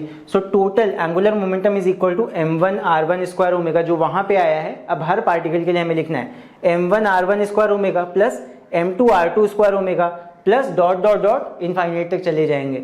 अब यहाँ पे जो कॉमन मिले, देखो ओमेगा कॉमन मिल रहा है, ओमेगा कॉमन लिया, आ जाएगा m1 r1 square plus m2 r2 square plus dot dot dot, and ये चीज क्या है, ये हमारा है i, तो ये आ जाएगा j is equal to I times omega. So यही आ जाएगा हमारा final relation of the angular momentum with the moment of inertia, जो कि है j is equal to I cross omega. ठीक है, सो आई होप ये वाला डेरिवेशन भी तुम लोग को समझ में आया होगा, एक बार देख लो एंड इन सारे डेरिवेशंस को एक बार अपने आप से अपने फॉर्म में, नोट्स फॉर्म में लिख लेना एंड प्रैक्टिस भी कर लेना, बिकॉज खुद से जब प्रैक्टिस करोगे एक बार, तभी तुम्हें ये अच्छे से तैयार होंगे। चलो इसके बाद बढ़ते हैं अभी नेक्स्ट डेरिवेशन की तरफ, एंड नेक्स्ट डेरिवेशन हमारा है relation between torque and rate of change of linear momentum. देखते हैं कैसे निकालेंगे इसको। सो यहाँ पे हमें पता है that tau is equal to I times alpha, ये अभी जस्ट हमने निकाला था पिछले डेरिवेशंस में। So tau is equal to I cross alpha. यहाँ पे अल्फा क्या है, alpha is angular acceleration. Acceleration तुम्हें मैंने बताया था, angular acceleration is equal to क्या होता है, rate of change of angular velocity, यानी कि D omega upon D T. So alpha की जगह रख दिया D omega by D T, ये तुम्हारा डेफिनेशन है ना अल्फा का, rate of change of linear velocity क्या होता है, एंगुलर एक्सेलरेशन। तो बस डेफिनेशन वाइज यहाँ पे रख दिया D omega by D T. अब यहाँ पे ये इक्वेशन 1 हो गया। अब यहाँ समझना, हमारा जे का फॉर्मूला अभी हम रखेंगे जो हमने पिछले वाले डेरिवेशन में डिराइव किया था, J is equal to I times omega. अब यहाँ पे इसको हम अगर डिफरेंशिएट कर दे विद रिस्पेक्ट टू टाइम, तो ये क्या आ जाएगा, ये आ जाएगा D J upon D T. Differentiate करना मैंने अपने डिफरेंशिएशन और इंटीग्रेशन वाले वीडियो में अच्छे से समझाया है। अगर इस स्टेप में कोई भी दिक्कत हो तो मेरे उस वाले वीडियो को एक बार जाके देख लेना, डिफरेंशिएशन और इंटीग्रेशन वाला वीडियो तुम्हें नीचे डिस्क्रिप्शन में उसका भी लिंक मिल जाएगा। चलो यहाँ पे देखो, डिफरेंशिएट करने पे ये आ जाएगा D J upon D T is equal to I, तुम्हारा कांस्टेंट रहेगा, आई तुम्हारा कांस्टेंट है इसलिए बाहर ले लिया गया है, और यहाँ पे हो जाएगा ओमेगा को डिफरेंशिएट करोगे, ये आ जाएगा D omega upon D T. Time के रिस्पेक्ट में यहाँ डिफरेंशिएट किया जा रहा है विद रिस्पेक्ट टू टी। फिर उसके बाद from this equation first and this equation two, I D W by D T, I D W by D T, तो यहाँ से टाउ और D J by D T को हम इक्वेट कर सकते हैं। सो यहाँ से क्या निकल के आएगा, that D J upon D T, यानी कि rate of change of angular momentum is equal to क्या आ गया, टाउ आ गया, बिकॉज दोनों का आरएचएस इक्वल है तो एलएचएस भी इक्वल होगा। सो ये हमारा निकल के आ जाता है। सो यहाँ से हमें क्या पता चल रहा है, that rate of change of angular momentum is equal to tau, यानी कि टॉर्क। जैसे कि हमारा Newton second law of motion क्या कहता है लीनियर मोशन के केस में, that rate of change of linear momentum is directly proportional to the force applied. यहाँ पे क्या है, rate of change of angular momentum is directly proportional to the torque applied, यानी कि जो टॉर्क है और डायरेक्टली प्रोपोर्शनल भी क्या है तो इक्वल आ गया। सो यानी कि rate of change of angular momentum is equal to torque, ये निकल आता है यहाँ पे। सो अगर डेरिवेशन आता है इसका, सो तुम्हें भी इतना काम करना पड़ेगा यहाँ पे। आई होप समझ में आ गया होगा। यहाँ पे देखो मैंने लिख भी दिया, it is similar to the Newton second law. चलो इसके बाद बढ़ते हैं अभी आगे, एंड अब हम बात कर लेते हैं कंजर्वेशन ऑफ एंगुलर मोमेंटम की, यानी कि J is equal to I times omega जो होता है, ये एक कांस्टेंट होता है, हमें ये प्रूफ करना है। सो इसका प्रूफ कैसे होगा, ध्यान दो। यहाँ पे अभी जस्ट हमने निकाला dj अपॉन dt, यानी rate of change of angular momentum is equal to torque, ये जस्ट अभी हमने पिछले वाले स्लाइड में देखा था। सो यहाँ पे अगर हम एक्सटर्नल टॉर्क का वैल्यू 0 कर दें, इसी टॉर्क को टाउ को 0 कर दें, तो ये क्या हो जाएगा, dj upon dt is equal to 0, और जब dj अपॉन dt 0 है, dt को भेज देंगे इधर, dj इज इक्वल टू आ जाएगा 0, यानी कि j का वैल्यू एक कांस्टेंट है। और ऐसे भी तुम समझ सकते हो कि जब भी किसी डेरिवेटिव का वैल्यू 0 होता है, यानी कि वहां रेट ऑफ चेंज हो जाता है 0, यानी यहाँ पे कोई रेट ऑफ चेंज नहीं हो रहा होता। So dj upon dt is equal to 0 है, यानी कि ये कांस्टेंट है। ठीक है, सो आई होप ये भी समझ गए होंगे। J is equal to I times omega एक कांस्टेंट होता है, ये प्रूफ करने के लिए हमें इस तरह प्रूफ कर देना होगा। आई होप समझ गए होंगे इसको। चलो भी बढ़ते हैं आगे एंड देखते हैं अपना अगला topic. So next is examples of conservation of linear momentum. अभी जस्ट हमने जिस चीज का प्रूफ किया that J is equal to I times omega is a constant, इसका रियल लाइफ में भी एक प्रूफ होता है। कई सारे प्रूफ्स होते हैं, कई सारे एग्जांपल्स में तुम इसको देख सकते हो, बट एक तुम्हें एग्जांपल छोटा सा देता हूँ। मान लो तुम ऐसे चारों तरफ रोटेट कर रहे हो और इस तरह कभी भी हाथ फैला के इस तरह रोटेट करना, हाथ फैला के इस तरह घूमने लगो और उसके बाद में इन हाथों को अंदर की तरफ कर लो। ध्यान दोगे जब तुम हाथों को अंदर इस तरह करके रोटेट करोगे तब तुम्हारी एंगुलर वेलोसिटी ज्यादा होगी, यानी कि तुम ज्यादा तेजी से रोटेट कर पाओगे। करके देखना, अगर तुम्हारे पास रोटेटिंग चेयर हो तो उसके ऊपर बैठ के करना, एक बार अपने आप को कस के घुमा लेना, एक बार अपने हाथ फैला के ऐसे घूमना, स्लोली तुम रोटेट करोगे और जैसे ही तुम अपने हाथों को अंदर करोगे तुम्हारी चेयर की अचानक से रोटेशनल स्पीड बढ़ जाएगी। सो वही चीज यहाँ मैंने शो की है। अगर तुम ऐसे डंबल्स हाथ में लेके, डंबल्स ना भी लो तब भी ऐसे काम करता है, तो अपने हाथों को जब फैला देते हो तो तुम्हारा मोमेंट ऑफ इनर्शिया इंक्रीज हो जाता है, बिकॉज तुमने डिस्टेंस इंक्रीज कर दिया हाथों का। सो जब मोमेंट ऑफ इनर्शिया इंक्रीज करा है तो कहीं ना कहीं ओमेगा कम होगा, एंगुलर वेलोसिटी कम हो जाती है, यानी कि तुम धीरे धीरे रोटेट करोगे इस केस में। और उसके बाद अगर तुम इन्हीं डंबल्स को यानी कि हाथों को ऐसे अंदर कर लो तब क्या होगा, तब तुम्हारा मोमेंट ऑफ इनर्शिया जो है वो डिक्रीज हो जाएगा, मतलब तुमने डिस्टेंस कम कर लिया बाहर से। तो आई अगर डिक्रीज हुआ है तो इसको कंपेंसेट करने के लिए ओमेगा विल इंक्रीज, तब तुम्हारी एंगुलर वेलोसिटी क्या होगी, बढ़ जाएगी। सो ओमेगा इंक्रीज कर जाएगा और तुम ज्यादा तेजी से रोटेट करने लगोगे। करके देखना, चेयर पे बैठना, कस के रोटेट करना अपने आप को और उसके बाद में एक बार हाथ फैला के देखना, तुम धीमे धीमे रोटेट करोगे और वहीं पे जब हाथों को अंदर कर लोगे तुम्हारी एंगुलर वेलोसिटी यानी कि जो घूमने की तेजी है वो बढ़ जाएगी अचानक से। सो ये चीज तुम करके भी देख सकते हो प्रैक्टिकली। सो ये एग्जांपल है तुम्हारा कंजर्वेशन ऑफ लीनियर मोमेंटम का। और भी एग्जांपल्स हैं, तुमने झूलों पे देखा होगा, जो घूमने वाला झूला होता है उस पे भी अगर तुम्हें स्पीड कम करनी हो तो अब तुम अपना मास झूले में बाहर की तरफ कर सकते हो, और अगर तुम्हें झूले की स्पीड तेज करनी है तो सब बच्चे बीच में खड़े हो जाते हैं जाके, तो वहां पे तुम्हारा मोमेंट ऑफ इनर्शिया फिर कम हो जाता है, जिसकी वजह से झूले की जो एंगुलर स्पीड होती है वो बढ़ जाती है। सो आई होप समझ में आ गया होगा ये एग्जाम्पल भी। अभी इसके बाद इसके ऊपर बेस्ड न्यूमेरिकल्स कैसे करने होते हैं इक्विलिब्रियम वाले वो समझ लेते हैं, बिकॉज अभी इसके ऊपर बेस्ड कुछ न्यूमेरिकल्स भी हम करेंगे अभी आगे। यहाँ पे समझो, for solving equilibrium based numerical, जहां पे इक्विलिब्रियम हमें शो करना होगा बॉडी में, वहां पे उन न्यूमेरिकल्स को सॉल्व करने के लिए first we have to draw the diagram and then उसके बाद हम यहाँ पे दो तरह के इक्विलिब्रियम्स को मार्क करते हैं। एक हम मार्क करते हैं ट्रांसलेशनल इक्विलिब्रियम को, और वहां पे जितनी ट्रांसलेशनल फोर्सेज होंगी एक्स एक्सिस में हो चाहे वाई एक्सिस में हो उनको हम वहां पे इक्विलिब्रियम में रखते हैं। फिर उसके बाद रोटेशनल मोशन में जितनी फोर्सेज होंगी उनको भी हम वहां पे उनके टॉर्क्स को बेसिकली या मोमेंट्स को हम इक्विलिब्रियम में रखते हैं, मतलब कि उनके टॉर्क्स को या मोमेंट जो होंगे उनका हम इक्विलिब्रियम निकालते हैं। सो दो तरह की इक्वेशंस हमारे बनेंगे, जितने भी इक्वेशंस फॉर्म होंगे उनको फिर सॉल्व करके हम फाइनली वैल्यूज निकाल सकते हैं अपनी अलग अलग चीजों का। तो चलो इसी के ऊपर बेस्ड अभी कुछ क्वेश्चंस करते हैं। सो यहाँ पे सबसे फर्स्ट क्वेश्चन इसके ऊपर बेस्ड हमारा है, अ मीटर बार 70 सेंटीमीटर लॉन्ग, 70 सेंटीमीटर लंबी एक मेटल बार है एंड 4 kg इन मास, इसका मास कितना हमें गिवन है 4 kg, supported on 2 knife edges, 2 knife edges पे सपोर्ट किया गया है इसको, placed 10 centimetre from each end, इधर से भी 10 पे नाइफ रखी हुई है और इस तरफ से भी 10 पे नाइफ रखी है। तो ये आ जाएगा तुम्हारा 10 सेंटीमीटर पे और ये वाली नाइफ आ जाएगी तुम्हारी 60 सेंटीमीटर पे। फिर आगे बढ़ते हैं, यहाँ पे है a 6 kg load is suspended at 30 centimetre from one end. So 30 centimetre from one end से 30 सेंटीमीटर पे हमने 6 किलो वाला वजन लटका दिया। फिर उसके बाद find the reactions at the knife edges, तो इन नाइफ एजेस पे हमें रिएक्शंस बताने हैं। Now we have to assume the bar to be of uniform cross section and homogeneous. So bar को हमें homogeneous मान लेना है, उससे ज्यादा अभी हमें कोई मतलब नहीं है, बट हमें रिएक्शंस बताने हैं कि यहाँ पे नाइफ एज पे कितना कितना रिएक्शन लगेगा। सो ये देख लो, मैंने एक रिएक्शन R1 यहाँ मान लिया है और इस वाली नाइफ के ऊपर रिएक्शन R2 यहाँ मान लिया है। सो इन्हीं का वैल्यू हमें निकालना है। सो यहाँ पे इक्विलिब्रियम में है चीजें। सो इक्विलिब्रियम के लिए मैंने तुम्हें तरीका बता दिया, पहले डायग्राम तो हमने बना लिया है, यहाँ पे सारे फोर्सेस को मार्क कर दिया, ठीक है। अब इसके बाद हम क्या करेंगे, यहाँ पे इक्विलिब्रियम के लिए इक्वेशंस बनाएंगे। तो सबसे पहले ट्रांसलेशनल इक्विलिब्रियम हम देखेंगे, मतलब कि जितनी फोर्सेस अप डाउन है, यहाँ पे इस तरह तो कोई फोर्स है नहीं हॉरिजॉन्टली, अप डाउन फोर्सेस हैं, तो सारे फोर्सेस को इक्विलिब्रियम में रखने के लिए अपवर्ड फोर्स और इक्वल टू डाउनवर्ड फोर्सेस रख देंगे, यानी कि upward force minus downward force must be equal to 0। तुम्हारा ट्रांसलेशनल इक्विलिब्रियम यहाँ होना चाहिए। तो देख लो, ट्रांसलेशनल इक्विलिब्रियम के लिए हमने क्या किया, यहाँ पे R1 plus R2 is equal to, जो अपवर्ड फोर्सेस है उनका ऐड किया, R1 plus R2 is equal to downward forces. देखो दो जगह लग रहा है, एक तुम्हारा लग रहा है ये 6 kg और एक लग रहा है 4 kg नीचे, लेकिन ये फोर्स नहीं है, ये मासेस तुमको दे रखे हैं यहाँ पे। इसको तुमको g की वैल्यू से मल्टीप्लाई करना होगा mg, तब तुमको ये फोर्स मिलेगा, और वही सेम काम तुम्हें इसमें भी करना पड़ेगा। सो यहाँ पे हो जाएगा 6g प्लस ये वाला 4g, तब हमारा फोर्स आएगा। जी के वैल्यू से हमें मल्टीप्लाई करना पड़ेगा 6 को और 4 को, तो ये हमारा पहला इक्वेशन बन जाएगा। सो इसको अगर हम बना लें सही से तो ये आ जाएगा R1 + R2 is equal to 10 times G. ठीक है, आई होप समझ में आ गया होगा। यहाँ पे ये फर्स्ट इक्वेशन बन गया। हमने क्या किया, R1 + R2 को इक्वेट कर दिया इन दोनों के फोर्सेस से, बस ये आ जाएगा फर्स्ट इक्वेशन। फिर इसी तरह सेम हम करेंगे किसके लिए, रोटेशनल मोशन के लिए भी इक्विलिब्रियम का इक्वेशन बनाएंगे। अब यहाँ पे देखना रोटेशनल मोशन का इक्विलिब्रियम इक्वेशन कैसे बनेगा, बिकॉज उसमें तुम्हें ज्यादा दिमाग लगाना पड़ेगा।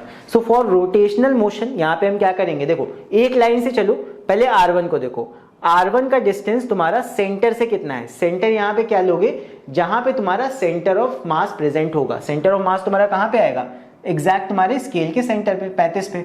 सो यहाँ पे R1 का डिस्टेंस इससे लोगे जो सेंटर ऑफ मास तुम्हारा होगा वहां से। सो R1 को लिया और मल्टीप्लाई किया बाय द डिस्टेंस। डिस्टेंस 35 से 10 का कितना है, माइनस कर दो, 35 - 10, ये आ जाएगा तुम्हारा 25। सो R1 को इतने डिस्टेंस से, सेंटर वाले डिस्टेंस से हमने मल्टीप्लाई कर दिया, यानी कि 25 से मल्टीप्लाई कर दिया। ठीक है, अब इसको प्लस का क्यों लिया, बिकॉज ये कहीं ना कहीं क्रिएट करेगा कौन सा, क्लॉकवाइज रोटेशन ये क्रिएट कर रहा है। सो क्लॉकवाइज के लिए देखो मैंने वहां पे मान लिया है पॉजिटिव और एंटी क्लॉकवाइज के लिए नेगेटिव। ये तुम्हारे ऊपर है, अगर एक डायरेक्शन वाले टॉर्क को तुम मूवमेंट को तुम मान रहे हो पॉजिटिव, तो दूसरे डायरेक्शन वाले मूवमेंट को तुम्हें नेगेटिव मानना पड़ेगा। वो तुम्हारे ऊपर है, तुम एंटी क्लॉकवाइज को पॉजिटिव मानते हो या क्लॉकवाइज को पॉजिटिव मानते हो। सो यहाँ पे R1 वाला जो मूवमेंट होगा, R1 जो मूवमेंट क्रिएट करेगा इस एक्सिस पे, उसको हमने पॉजिटिव ले लिया। फिर आगे बढ़े, अगला फोर्स हमको मिला 6 kg का, तो 6 kg तो नीचे की तरफ यानी कि एंटी क्लॉकवाइज रोटेट कर रहा है। सो इसको अगर पॉजिटिव माना है तो इस वाले फोर्स को हमें निगेटिव लेना पड़ेगा। सो -6g फोर्स है, ध्यान रखना, सिर्फ 6 मत ले लेना, ये kg तो मास है, तो 6 मल्टीप्लाई बाय g का वैल्यू, तब फोर्स मिलेगा न्यूटन में, and multiply by distance. Distance कितना है यहाँ से, तो 35 - 30, 5 डिस्टेंस से मल्टीप्लाई कर दिया। फिर थोड़ा और आगे बढ़े, फिर ये मिला। अब ये तो तुम्हारा पॉइंट एक्सिस पे ही प्रेजेंट है, तो इसको नहीं लोगे बिकॉज इसका डिस्टेंस तुम्हारा 0 हो जाएगा, ये तो मास ही हो गया, सेंटर ऑफ मास से प्रेजेंट है। फिर आगे बढ़े, अगला तुमको मिला R2 का डिस्टेंस यहां से कितना, 35 से, ये तुम्हारा हो जाएगा 60 - 35 यानी कि 25 यहां से यहां तक का डिस्टेंस है। और R2 तुम्हारा कैसा रोटेशन क्रिएट कर रहा है, ये एंटी क्लॉकवाइज क्रिएट कर रहा है, और एंटी क्लॉकवाइज हमने क्या माना है, नेगेटिव, तो -R2 × 25 ये हो गया। तो ये रोटेशनल मोशन के लिए इक्विलिब्रियम इक्वेशन हमने निकाल ली है, एंड ये सारे मोमेंट्स बराबर होंगे 0 के। बस इसको सॉल्व कर लेंगे वैल्यू रख के हम। इन दोनों में 25 कॉमन ले लो, ये आ जाएगा R1 - R2, एंड 6 × 5 = 30 g, ये आ जाएगा इस साइड। सो बस R1 - R2 is equal to 6/5 g, ये आ गया, और ये बन गया हमारा equation 2। Now there are 2 equations, एक इक्वेशन है ये R1 + R2 का, एक इक्वेशन है R1 - R2 का। सो इन दोनों को हम साइमल्टेनियसली सॉल्व कर लेंगे इसके बाद। सो साइमल्टेनियसली सॉल्विंग बोथ इक्वेशंस, क्या मिलेगा, देखो यहाँ पे साइमल्टेनियसली सॉल्व किया, ऊपर नीचे लिखा, यहाँ पे R2 और R2 माइनस के हैं, कट जाएंगे, R1 + R2 ये आ जाएगा 2R1 is equal to 10 + 6/5 times g मैंने कॉमन ले लिया है यहाँ पे। बस इसको सॉल्व कर लेंगे, ये आ जाएगा 2r इज इक्वल टू, इसको हम सॉल्व करेंगे, आ जाएगा 50 + 6 यानी कि 56/5 g के वैल्यू से मल्टीप्लाई कर देंगे, ये आ जाएगा तुम्हारा, यहाँ पे 2 से मैंने कट भी कर दिया, आ जाएगा 28/5 इंटू 9.8, एंड ये आ जाएगा हमारा 54.88। ये आ गया R1 रिएक्शन का वैल्यू। फिर इसके बाद R1 का वैल्यू हम इस इक्वेशन में रख के R2 का वैल्यू भी निकाल सकते हैं। सो R2 is equal to 10g, इसको माइनस में उधर भेज दो R1 को, बस उसके बाद R1 का वैल्यू रख दिया, 98 - 54.88, ये आ जाएगा हमारा 43.12 न्यूटन। एक बार इसको देख लेना अच्छे से, ठीक है, खुद से सॉल्व भी कर लेना, बिकॉज जब खुद से सॉल्व करोगे एक बार, तभी क्वेश्चन तुम्हें पूरा समझ में आएगा। तरीका मैंने बता दिया है, कैलकुलेशंस तुम लोग एक बार ट्राई जरूर करना अपने आप से, तभी तुम लोग को ऐसे क्वेश्चंस अच्छे से समझ में आएंगे। सो इसके बाद अभी हम करने वाले हैं लैडर के ऊपर बेस्ड एक क्वेश्चन, एंड इसको रीड करते हैं इस क्वेश्चन को। सो यहाँ पे हमें गिवन है a 3 metre long ladder weighing 20 kg। So यहाँ पे 3 मीटर लंबी एक सीढ़ी है, एंड उसका वजन हमें दे रखा है 20 kg। Leans on a frictionless wall, तो एक वॉल पे, ये तुम्हारी लैडर है, एक वॉल पे ऐसे खड़ी हुई, ये वॉल हो गई और ये तुम्हारी लैडर है। तो इसका फिगर ऑलरेडी क्वेश्चन में बना हुआ था। सो यहाँ पे आगे दिया हुआ है it's feet rest on the floor 1 metre from the wall. So इसके जो पैर हैं, मतलब इस सीढ़ी के जो पैर हैं, वो 1 मीटर वॉल से दूर, यहाँ पे ये डिस्टेंस तुम्हारा 1 मीटर का है, ये वॉल तुम्हारी यहाँ पे खत्म हो रही है, और इस वॉल से 1 मीटर दूर इस सीढ़ी के पैर रखे हुए हैं। फिर आगे find the reaction forces of the wall and the floor, यानी कि हमें reaction forces of the wall यानी F1 का वैल्यू बताना है ये, और दूसरा वैल्यू हमें बताना है फ्लोर का। तो फ्लोर का नॉर्मल रिएक्शन ये n तुमको ये दिया हुआ है। सो इन दोनों का वैल्यू हमको बताना है निकाल के। सो कैसे बताएंगे, चलो देखते हैं। सो वही चीज़ है, पहले डायग्राम तो बना हुआ है, इसको बनाने की जरूरत हमें नहीं है। सारे फोर्सेस मार्क करने होते हैं, ऑलरेडी मार्क्ड हैं फोर्सेस। अगला काम हमें क्या करना है, हमें इक्वेशन बनाना है इक्विलिब्रियम का।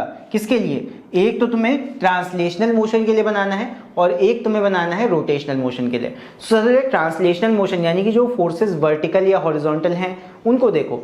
तो अगर हॉरिजॉन्टल की बात करें, सो हॉरिजॉन्टल के केस में देखो यहाँ F1 है, यहाँ पे तुम्हारा फ्रिक्शनल फोर्स F लग रहा है। सो ये F1 और ये F ये बराबर हो जाएंगे, एक केस ये होगा। तो सबसे पहला जो हमारा ट्रांसलेशनल मोशन का इक्वेशन बनेगा वो हो जाएगा F minus F1 is equal to 0। क्यों, बिकॉज F का डायरेक्शन ये है, नीचे देखो F का डायरेक्शन ये है, F1 इधर को है। So F minus F1 x axis positive इधर को होती है ना, सो यहाँ पे F minus F1 is equal to 0। तो माइनस प्लस लेने को तो किसी को भी ले सकते हो, बट एक तरीके से लोगे तो ज्यादा बेटर रहेगा। सो यहाँ पे हो जाएगा F minus F1 is equal to 0। Vertical की अगर हम बात करें, सो वर्टिकल के केस में देखो एक यहाँ पे तुम्हारे सामने एक नॉर्मल रिएक्शन ये n है। फिर उसके बाद वर्टिकल दूसरा फोर्स तुम्हें कौन सा दिख रहा है, देखो सीढ़ी का वजन W ये नीचे की तरफ जा रहा है। सो यहाँ पे हो जाएगा, यहाँ पे अपवर्ड वाले फोर्स को पॉजिटिव लो यानी n तुम्हारा पॉजिटिव हो जाएगा। F2 यहाँ वर्टिकल नहीं है, ध्यान रखना, F2 तुम्हारा एक एंगल पे है, इसको नहीं लेंगे। n हो जाएगा n, फिर माइनस W नीचे की तरफ है। सो ये हो गया n minus W equal to 0। ये वर्टिकल का तुम्हारा इक्विलिब्रियम होगा किसमें, ट्रांसलेशनल के केस में। यानी कि तुम्हारी जितनी स्ट्रेट वाली फोर्सेज हैं जो स्ट्रेट लाइन मोशन कॉज कर सकती हैं, उनका हमने यहाँ पे इक्विलिब्रियम इक्वेशन बना लिया। सो ये दो इक्वेशन बन के आया, कहीं ना कहीं हमें फायदा करेंगे। फिर इसके बाद में अगला हमको बनाना है रोटेशनल मोशन के लिए इक्वेशन। तो उसके लिए ध्यान देना कैसे बनेगा। सो उसके लिए फॉर रोटेशनल मोशन हम क्या करेंगे, ए को एज अ एक्सिस ले लेंगे। ए को एज अ एक्सिस क्यों ले रहे हैं, बिकॉज हमारी जो सीढ़ी रोटेट करेगी वो यहीं पे तो करेगी। अगर सीढ़ी को गिरना होगा, बिकॉज ये तो फ्रिक्शनल लेस वॉल है, तो अगर सीढ़ी को गिरना होगा तो यही तुम्हारा एक्सिस होगा, यहीं पे तो सीढ़ी घूमेगी ऐसे ऐसे। सो ए को ही हम एक्सिस मानेंगे। चलो ऊपर से स्टार्ट करते हैं, देखते हैं। यहाँ पे देखो F1 फोर्स है। सो F1 फोर्स का तुम्हारा परपेंडिकुलर डिस्टेंस कितना होगा इस पॉइंट से, F1 फोर्स को यहां तक लेके आओ, इसका परपेंडिकुलर डिस्टेंस देखो दे रखा है, यहां से यहां तक का परपेंडिकुलर डिस्टेंस है 2√2 का। So force multiply by the perpendicular distance, ये हो गया F1 मल्टीप्लाई बाय 2√2, ये हो गया। और ये किस डायरेक्शन में रोटेशन क्रिएट करेगा, हमारा एंटी क्लॉकवाइज। तो यहाँ पे एंटी क्लॉकवाइज को देखो मैंने पॉजिटिव मान लिया है और क्लॉकवाइज को नेगेटिव मान लिया। पहला फोर्स जो मिले उसके डायरेक्शन को पॉजिटिव मान लो। सो F1 इधर की तरफ एंटी क्लॉकवाइज रोटेशन कॉज करेगा।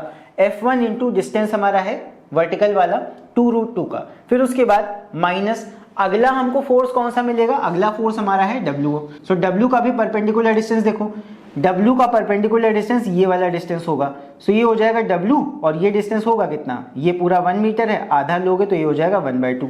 सो W मल्टीप्लाई बाय 1/2। और ये रोटेशन कॉज करेगा किधर की तरफ, ये क्लॉकवाइज क्रिएट कर रहा है, तो क्लॉकवाइज को हम निगेटिव मान रहे हैं, इसलिए आ गया माइनस W मल्टीप्लाई बाय 1/2। सो यहाँ पे एलसीएम ले सकते हो तुम, तो 2 का एलसीएम आ जाएगा, ये हो जाएगा 4, तो हो गया 4√2 F1 माइनस यहाँ पे हो जाएगा W का वैल्यू हमें रखना है, W तुम्हारा 20 kg दे रखा है। सो 20 kg मल्टीप्लाई बाय G का वैल्यू, ये आ जाएगा तुम्हारा वेट, mg होता है ना वेट, तो यहाँ पे हो गया मास मल्टीप्लाई बाय G का वैल्यू। और 2 को हमने भेज दिया डिनोमिनेटर वाले उस साइड, जो कि हो जाएगा 0। बस इसको सॉल्व कर लेंगे अब, तो ये हो जाएगा माइनस 20G को भेजा उधर, ये हो गया प्लस का 20, यानी 20 मल्टीप्लाई बाय G का वैल्यू 9.8 और 4√2 से डिवाइड भी कर दिया। सो F1 का वैल्यू आ जाएगा 49 डिवाइड बाय √2, इसको जब सॉल्व करोगे ये आ जाएगा तुम्हारा 34.6। सो ये आ गया F1 का वैल्यू। अब इस F1 के वैल्यू को हम रखेंगे इस इक्वेशन में, तो F का वैल्यू भी आ जाएगा। सो यहाँ पे F का वैल्यू भी निकाल लेते हैं। So F is equal to F1 is equal to कितना, 34.6 न्यूटन। तो सेम ये भी आ जाएगा F का वैल्यू भी। फिर इसके बाद N का वैल्यू निकालने के लिए क्या आएगा, यहाँ पे W का वैल्यू हमें क्वेश्चन में दे रखा था। So normal reaction N is equal to हो जाएगा, W का वैल्यू रखो, W is equal to M into G, यानी कि 196 न्यूटन। सो सारे नॉर्मल रिएक्शंस हमने देखो निकाल लिए हैं। हमें F का वैल्यू चाहिए था, F तुम्हारा आ गया कितना 34.6, ये आ जाएगा तुम्हारा फ्रिक्शनल फोर्स, ठीक है। और इसी से हम निकाल सकते हैं नॉर्मल रिएक्शन, ये हो जाएगा तुम्हारा म्यू, तो हमें खैर दे नहीं रखा है, तो यही तुम्हारा एक रिएक्शन हो जाएगा। N का वैल्यू यहाँ पे इससे निकाल सकते हो, N का वैल्यू देखो 196 न्यूटन ये आ गया है, ठीक है। सो यहाँ पे सारे रिएक्शंस हम निकाल चुके हैं, F का वैल्यू भी आ गया और ये भी आ गया normal reaction N। So I hope ये वाला क्वेश्चन भी तुम लोग को समझ में आ गया होगा, देख लो इसको एक बार। एंड जितने भी यहाँ कैलकुलेशंस हम लोगों ने किए हैं एक बार खुद से भी करके देख लेना, बिकॉज जब खुद कैलकुलेशन करोगे तब ज्यादा अच्छे से तुम लोग को ये सारे न्यूमेरिकल समझ में आएंगे। ठीक है, चलो बढ़ते हैं अभी आगे अगले टॉपिक की तरफ। सो नेक्स्ट हमारा टॉपिक है मोमेंट ऑफ इनर्शिया। अगेन एक बहुत ही ज्यादा इंपॉर्टेंट टॉपिक है, इसका हम यूज कुछ डेरिवेशंस में ऑलरेडी कर चुके हैं, तो थोड़ा सा आसान रहेगा तुम्हारे लिए अभी समझना। समझो इसको, यहाँ पे in rotation about a fixed axis the moment of inertia plays similar role as mass does in linear motion. तो थोड़ा सा मैंने तुमको हिंट दिया था, जैसे लीनियर मोशन के केस में तुम्हारा मास होता है, वही रोटेशनल मोशन के केस में तुम्हारा मोमेंट ऑफ इनर्शिया होता है, मतलब मास की जगह मोमेंट ऑफ इनर्शिया। तो जहां जहां फॉर्मूलाज में मास आता है लीनियर मोशन के केस में, वही रोटेशनल मोशन में तुम्हारा मास को रिप्लेस कर देता है मोमेंट ऑफ इनर्शिया। निकलता कैसे है? सो मोमेंट ऑफ इनर्शिया का डेफिनेशन ऐसे कुछ होता है, एक बॉडी में अनगिनत पार्टिकल्स होंगे, हम 2 या 3 पार्टिकल्स मान सकते हैं, इनफाइनाइट भी मान सकते हैं। सो यहाँ पे जितने भी पार्टिकल्स होंगे तुम्हारी बॉडी में, so moment of inertia is equal to होता है mr²। एक पार्टिकल का निकालोगे ये हो जाएगा m1r1², दूसरे पार्टिकल का मोमेंट ऑफ इनर्शिया निकालोगे ये हो जाएगा m2r2²। करते करते करते सारे पार्टिकल्स का निकाल लो, सबको जब ऐड करोगे तो क्या आएगा, ये हो जाएगा तुम्हारा समेशन mr²। सारे पार्टिकल्स का यहाँ पे मोमेंट ऑफ इनर्शिया ऐड कर दोगे तो टोटल बॉडी का मोमेंट ऑफ इनर्शिया तुमको मिल जाएगा। ठीक है, सो यहाँ पे I is the moment of inertia निकालते कैसे हैं, सिग्मा mr² से, ये हो जाता है। एंड अलग अलग बॉडीज का मोमेंट ऑफ इनर्शिया अलग अलग होता है। एंड यहाँ पे तुम इस इमेज में देख भी सकते हो दैट डिफरेंट बॉडीज का मोमेंट ऑफ इनर्शिया कितना होता है। यहाँ पे तुम्हें अलग अलग फॉर्मूले याद कर लेने हैं, बस इनका डेरिवेशन तुम्हारे कोर्स में नहीं है। अलग अलग फिगर्स का मोमेंट ऑफ इनर्शिया कितना कितना होता है उसके फॉर्मूला बस यहाँ पे तुम देख लो। ठीक है, आई होप समझ में आ गए होंगे, इनको एक बार नोट्स के फॉर्म में लिख लेना, इनको ऐसे ही याद कर लेना। चलो बढ़ते हैं आगे।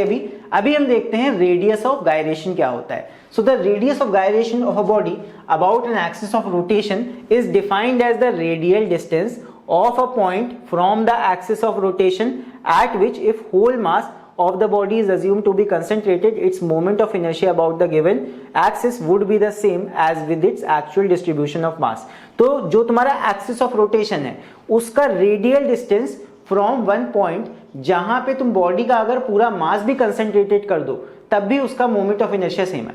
तो यही रेडियस, यही डिस्टेंस तुम्हारा होता है रेडियस ऑफ गायरेशन। और इस रेडियस ऑफ गायरेशन को हम डिनोट करते हैं लेटर k से। अब यहाँ पे इसके 2 फॉर्मूला है, I is equal to mk², इसी से k का वैल्यू निकलता है। k का यहाँ पे k को सब्जेक्ट बना लोगे तो क्या आ जाएगा, k is equal to √I/m। So square root of the ratio of moment of inertia upon mass of the body, यही तुम्हारा हो जाता है रेडियस ऑफ गायरेशन। सो यहाँ पे इसका मिनिमम डेफिनेशन तुम लोग याद कर लो, बिकॉज इसका डेफिनेशन ही पूछा जा सकता है, इसके अलग से कोई तुम्हारे डेरिवेशन नहीं है तुम्हारे कोर्स में, और ना ही इसके ऊपर बेस्ड कोई तुम्हें न्यूमेरिकल्स मिलने वाले हैं। सो इसका डेफिनेशन बस याद कर लो, इतना ही काफी है रेडियस ऑफ गायरेशन के लिए। चलो बढ़ते हैं आगे। एंड नेक्स्ट हमें देखना है about the equations of motions of rotational motion. जैसे तुम्हारे लीनियर मोशन के केस में इक्वेशंस ऑफ मोशन होते हैं, सेम उसी तरह यहाँ पे इक्वेशंस ऑफ रोटेशनल मोशन होते हैं, जो कि ये हैं। इनके डेरिवेशंस हमें देखने हैं। एंड बेसिकली ये होती क्या है, देखो यहाँ पे जैसे लीनियर इक्वेशंस में तुम्हारी 3 इक्वेशन होती हैं, v is equal to u plus AT, u की जगह यहाँ v0 लिखा गया है। सो सेम उसी तरह अगर हम v को रिप्लेस कर दें ओमेगा से, यानी कि लीनियर वेलोसिटी को हम चेंज कर दें एंगुलर वेलोसिटी से, और उसी तरह a यानी कि लीनियर एक्सीलरेशन को हम चेंज कर दें अगर एंगुलर एक्सीलरेशन से, तो फॉर्मूला हमारा क्या बन जाएगा, omega is equal to ω0 plus α t। ये हो गया। सेम उसी तरह सेकंड इक्वेशन में देखो s is equal to ut plus half AT², ये तुम्हारा हो जाएगा थीटा, s तुम्हारा यहाँ पे डिस्टेंस चेंज हो जाएगा एंगल से। So theta is equal to u की जगह हो गया ω0 मतलब initial angular velocity multiply by t plus half α t²। ये हो गया सेकंड इक्वेशन। थर्ड इक्वेशन की बात करें, v² is equal to u² plus 2s, u की जगह v0 ले लिया है। वही चीज यहाँ पे देख लो, ω² यानी कि final angular velocity will be equal to ω0 का स्क्वायर, यानी कि जो तुम्हारा इनिशियल एंगुलर वेलोसिटी होगा वो u² प्लस 2αs। s यहाँ पे नहीं लिया गया है, s मतलब कि डिस्प्लेसमेंट कितना हुआ, यानी कि थीटा माइनस θ0, ये हो जाएगा s की जगह। सो ये तुम्हारी 3 इक्वेशंस हैं, एक बार इन तीनों को देख लो। अभी इन तीनों के डेरिवेशंस भी हम लोग देखने वाले हैं। एंड यहाँ पे ये रहे इन तीनों इक्वेशन के डेरिवेशन। ये तुम्हारा फर्स्ट इक्वेशन का डेरिवेशन है बाय द इंटीग्रेशन मेथड। सो यहाँ पे इसको अच्छे से देख लो, इसको मैं एक्सप्लेन ज़्यादा नहीं करूँगा, इसको तुम लोग एक बार देख लेना और अगर इंटीग्रेशन में कोई प्रॉब्लम हो तो मेरा इंटीग्रेशन और डिफरेंशिएशन वाला वीडियो है, उसको एक बार जाके देख लेना। उसे देखने के बाद तुम्हें पूरा डेरिवेशन अच्छे से समझ में आ जाएगा। फिर इसके बाद तुम्हारा सेकंड इक्वेशन ये रहा। सेकंड इक्वेशन का भी डेरिवेशन तुम लोग देख सकते हो, इसका भी स्क्रीनशॉट ले लो या फिर ये पूरा पीडीएफ तो तुम्हें मिल ही जाएगा सेशन के एंड होने के बाद, नीचे डिस्क्रिप्शन में जाके इसको डाउनलोड कर सकते हो वहां से। सो इसको भी तुम लोग एक बार देख लेना। फिर उसके बाद में आ जाता है हमारा third equation of motion, equation of rotational motion. So यहाँ पे इसका डेरिवेशन हम कुछ इस तरह कर लेंगे, ठीक है। सो इसी के साथ यहाँ पे मेन सारे टॉपिक्स हमारे खत्म होते हैं एंड इस चैप्टर से रिलेटेड जो मेन हमारे फॉर्मुलाज थे वो सारे फॉर्मुलाज मैंने यहाँ पे नोट डाउन कर दिए हैं। सबसे फर्स्ट हमारा फॉर्मूला आ जाता है लीनियर वेलोसिटी को एंगुलर वेलोसिटी में कन्वर्ट करने का, एन के रिलेशन का।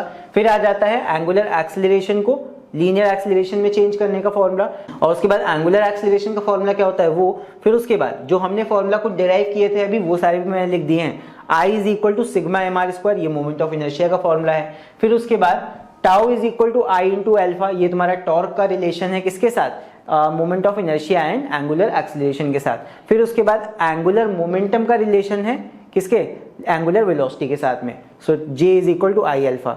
सीबीएसई बोर्ड में जे की जगह एल लेटर का यूज किया गया, उसमें कंफ्यूज मत होना। फिर अगला है काइनेटिक एनर्जी का formula, kinetic energy is equal to half I omega square, ठीक है, ये भी हमने डिराइव किया था। सो आई होप ये सारे फॉर्मूला तुम लोग को अच्छे से समझ में आ गए होंगे। एक बार इनको देख लो एंड इन फॉर्मूलाज को मिनिमम याद रखना अगर तुम्हें न्यूमेरिकल्स को सॉल्व करना है सही से तो। चलो इसके बाद अभी हम लोग देखते हैं न्यूमेरिकल्स एंड न्यूमेरिकल्स को सॉल्व करते हैं। तो अगला हमारा न्यूमेरिकल है the moment of inertia of a fly wheel is 4 kg metre square, what angular acceleration will be produced in it applying a torque of 10 newton metre on it। तो यहाँ पे क्या क्या चीजें हमको दे रखी हैं, देखो यहाँ पे हमको moment of inertia of a fly wheel दे रखा है। मोमेंट ऑफ इनर्शिया कितना है, 4 kg मीटर स्क्वायर का। what angular acceleration, angular acceleration हमें निकालना है, this we have to find out, will be produced in it by applying a torque। Torque हमको दे रखा है 10 न्यूटन मीटर का। सो जो चीजें दे रखी हैं उनको रखेंगे और जो चीज निकालनी है फॉर्मूला में रख के उसको निकाल लेंगे। सो कौन सा फॉर्मूला यहाँ यूज करेंगे, देख लो। हमें फॉर्मूला यहाँ पे यूज करना है tau is equal to I alpha, because हमको टॉर्क यहाँ दे रखा है, आई का वैल्यू हमको दे रखा है और अल्फा हमको निकालना है। सो यही रिलेशन यूज कर लो, tau is equal to I alpha. अभी मैंने पूरे सारे फॉर्मुलाज बताए थे, tau is equal to I alpha भी उनमें से एक था। सो यहाँ पे इसी का यूज करेंगे। टाउ का वैल्यू हमको 10 दे रखा है, सारे वैल्यूज एसआई में ही डायरेक्ट रख सकते हो, 10 हो गया। आई का वैल्यू 4 दे रखा है और अल्फा का वैल्यू निकालना है। So alpha will be equal to 10/4 यानी कि 2.5। और अल्फा होता क्या है, अल्फा होता है एंगुलर एक्सेलरेशन। एंगुलर एक्सेलरेशन का मतलब रेडियन पर सेकंड स्क्वायर, ये आ जाएगा तुम्हारा रेडियन पर सेकंड स्क्वायर। यहाँ पे एक्सेलरेशन है सेकंड स्क्वायर होगा, सो ये हो जाएगा 2.5 रेडियन पर सेकंड स्क्वायर। सो ये आ जाएगा हमारा एंगुलर एक्सेलरेशन का वैल्यू। सो आई होप ये वाला न्यूमेरिकल समझ गए होगे तुम लोग। इसके बाद नेक्स्ट न्यूमेरिकल हमारा आता है ये क्वेश्चन नंबर 7। यहाँ पे है, रीड करते हैं इसको। यहाँ पे है a body of mass 1 kg, mass 1 kg है बॉडी का, is revolved in a horizontal circle by attaching it to one end of a 1 meter long string। तो ऐसा कुछ हम कर रहे हैं, 1 मीटर लंबी रस्सी ली, उसमें पत्थर बांधा, यहाँ पे body of mass 1 kg, 1 kg का पत्थर उसमें बांध दिया और फिर उसको हम नचा रहे हैं इस तरह। फिर आगे है if the frequency of revolution is 20 revolutions per second, ये फ्रीक्वेंसी हमको दे रखा है। Then find about the axis of rotation, हमें क्या क्या फाइंड करना है, मोमेंट ऑफ इनर्शिया फाइंड करना है, फिर एंगुलर मोमेंटम फाइंड करना है, रोटेशनल काइनेटिक एनर्जी फाइंड करनी है और लास्ट में सेंट्रीपिटल फोर्स भी फाइंड करनी है। तो देखते हैं ये सारी चीजें कैसे फाइंड होगी। तो सबसे पहले देख लो यहाँ पे, वैसे तो मैं सारा कैलकुलेट करके रखा है ताकि वीडियो छोटा रहे। तो यहाँ पे फर्स्ट पार्ट हमारा देखते हैं moment of inertia. Moment of inertia कैसे निकालते हैं, I is equal to M are square. Mass हमारा कितना दे रखा है क्वेश्चन में, हमको 1 रखा मास की जगह। रेडियस यानी कि डिस्टेंस कितना दे रखा है हमको फ्रॉम दी पॉइंट, तो ये हमको दे रखा है 1 मीटर का तुम्हारा स्ट्रिंग है। एक्सिस से जो तुम्हारा मास है उसका डिस्टेंस 1 मीटर का है, आर की जगह 1 रख दिया। सो 1 इंटू 1 का स्क्वायर कितना आ गया 1। सो मोमेंट ऑफ इनर्शिया का यूनिट हमारा क्या बन जाएगा, मास है केजी में और रेडियस तुम्हारा यानी कि डिस्टेंस तुम्हारा मीटर में है, तो रेडियस का स्क्वायर है यानी metre square. So moment of inertia आ जाएगा 1 kg metre square. I hope समझ में आ गया होगा ये। फिर उसके बाद सेकंड पार्ट हमारा है एंगुलर मोमेंटम। एंगुलर मोमेंटम क्या होता है, जे, सीबीएसई वाले बच्चों के लिए एल, मतलब वही है angular momentum. So angular momentum is equal to होता है आई टाइम्स ओमेगा, ये हो जाएगा तुम्हारा 1। ओमेगा का वैल्यू तुम्हें नहीं दे रखा है क्वेश्चन में, तुम्हें दे रखा है frequency of revolution is 20 revolution पर सेकेंड। तो सबसे पहले तुमको ओमेगा निकालना पड़ेगा। सो ओमेगा निकालने के लिए हम यहाँ पे यूज करेंगे omega is equal to 2πn। ये फॉर्मूला होता है, ये तुम्हारा 12th क्लास में भी तुम लोग यूज करोगे, इसको देख लो। Omega is equal to 2πn, very important formula. अगर तुमको फ्रीक्वेंसी दे रखा है तो उससे एंगुलर वेलोसिटी कैसे निकालनी है, omega is equal to 2πn।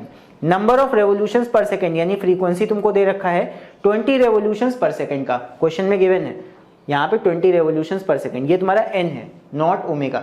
ये तुमको n दे रखा है, इस n की मदद से ओमेगा निकाल लो। ओमेगा इज इक्वल टू होता है 2πn, 2π इंटू n का वैल्यू 20 रखा, ये आ जाएगा 40π और रेडियन पर सेकंड में हमने ओमेगा को निकाल लिया। बस उस ओमेगा के वैल्यू को यहाँ फॉर्मूला में रखो, ये आ जाएगा i का वैल्यू 1, फर्स्ट पार्ट में निकाल चुके हैं वो रख दिया। ओमेगा का वैल्यू वहां पे हमने निकाला है 40π, ये रख दिया, मल्टीप्लाई कर लो, ये आ जाएगा तुम्हारा 40π। एंड उसके बाद जे क्या है तुम्हारा एंगुलर मोमेंटम, इसका यूनिट क्या होगा वो देख लो। यहाँ पे आई का तुम्हारा यूनिट था वो था kg मीटर स्क्वायर, और ये जो तुम्हारा ओमेगा है, ओमेगा का यूनिट होता है रेडियन पर सेकेंड, तो पर सेकेंड बस हो जाएगा, रेडियन तो तुम्हारा पाई है ही है, तो यहाँ पे हो जाएगा पर सेकेंड, तो ये आ जाएगा kg मीटर स्क्वायर पर सेकेंड। ठीक है, तो ये जे का वैल्यू आ गया।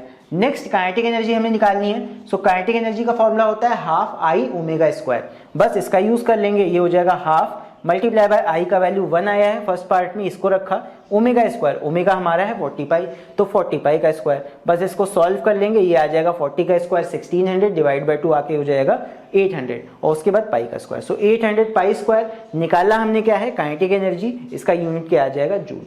आई होप समझ में आ गया होगा ये। फिर इसके बाद लास्ट पार्ट देखते हैं, सेंट्रीपिटल फोर्स हमें निकालना है। सो सेंट्रीपिटल फोर्स का वैल्यू होता है F is equal to mv square upon r, ये तुमने 10th क्लास में भी पढ़ा है। So F is equal to mv square upon r, ये होता है सेंट्रीपिटल फोर्स का फॉर्मूला। यहाँ पे v की जगह हम चेंज कर देंगे इसको एंगुलर वेलोसिटी से। सो v इज इक्वल टू होता है r टाइम्स ओमेगा, रख दिया यहाँ, v स्क्वायर है तो r पे भी स्क्वायर लगेगा, ओमेगा पे भी स्क्वायर लगेगा, ये हो गया v is equal to r omega, दोनों पे स्क्वायर लगा दिया हमने, ये हो जाएगा r काट दो, ये आ जाएगा mr ओमेगा स्क्वायर। बस अब वैल्यू रख दो हर एक टर्म की, मास 1 है, रेडियस 1 है, ओमेगा का वैल्यू 40π है, ओमेगा का स्क्वायर कर दिया, स्क्वायर लगा दिया, इसको सॉल्व कर लेंगे, 40 का स्क्वायर आ जाएगा 1600 और पाई स्क्वायर। तो ये हमने निकाला क्या है force, this will come in newton. तो ये आ जाएगा हमारा centripetal force that is acting on the body. So I hope ये वाला क्वेश्चन भी तुम लोग को समझ में आया होगा। थोड़ा सा बड़ा क्वेश्चन था ये, बट इसमें कई सारे हमारे कॉन्सेप्ट्स क्लियर हो जाते हैं। हमें बस यहाँ पे फॉर्मूला पता होना चाहिए उस पर्टिकुलर चीज का, और उसे कैसे लगाना है, कैसे उसमें वैल्यूज को रख के हमें यहाँ पे वैल्यू को निकालना है, बस हमें यही देखना है। ठीक है, आई होप समझ गए होगे वाला क्वेश्चन। चलो इसके बाद बढ़ते हैं अभी अगले क्वेश्चन की तरफ। एंड नेक्स्ट हमारा क्वेश्चन एक एग्जाम्पल क्वेश्चन है फ्रॉम दी एनसीईआरटी, एंड इसको अभी सॉल्व करते हैं। तो क्वेश्चन हमारा कुछ ऐसे है, the angular speed of a motor wheel is increased from 1200 RPM to 3120 RPM in 16 seconds. तो हमने क्या किया, इनिशियली हमारा मोटर का आरपीएम कितना था 1200 आरपीएम, फिर उसके बाद हमने उसको इंक्रीज किया 3120 आरपीएम तक, कितने टाइम में 16 सेकंड में। तो यहाँ पे इस क्वेश्चन में हमें क्या क्या फाइंड करना है, what is its angular acceleration, angular acceleration find करना है, assuming the acceleration to be uniform. तो एंगुलर एक्सेलरेशन यानी कि अल्फा फाइंड करना है हमें।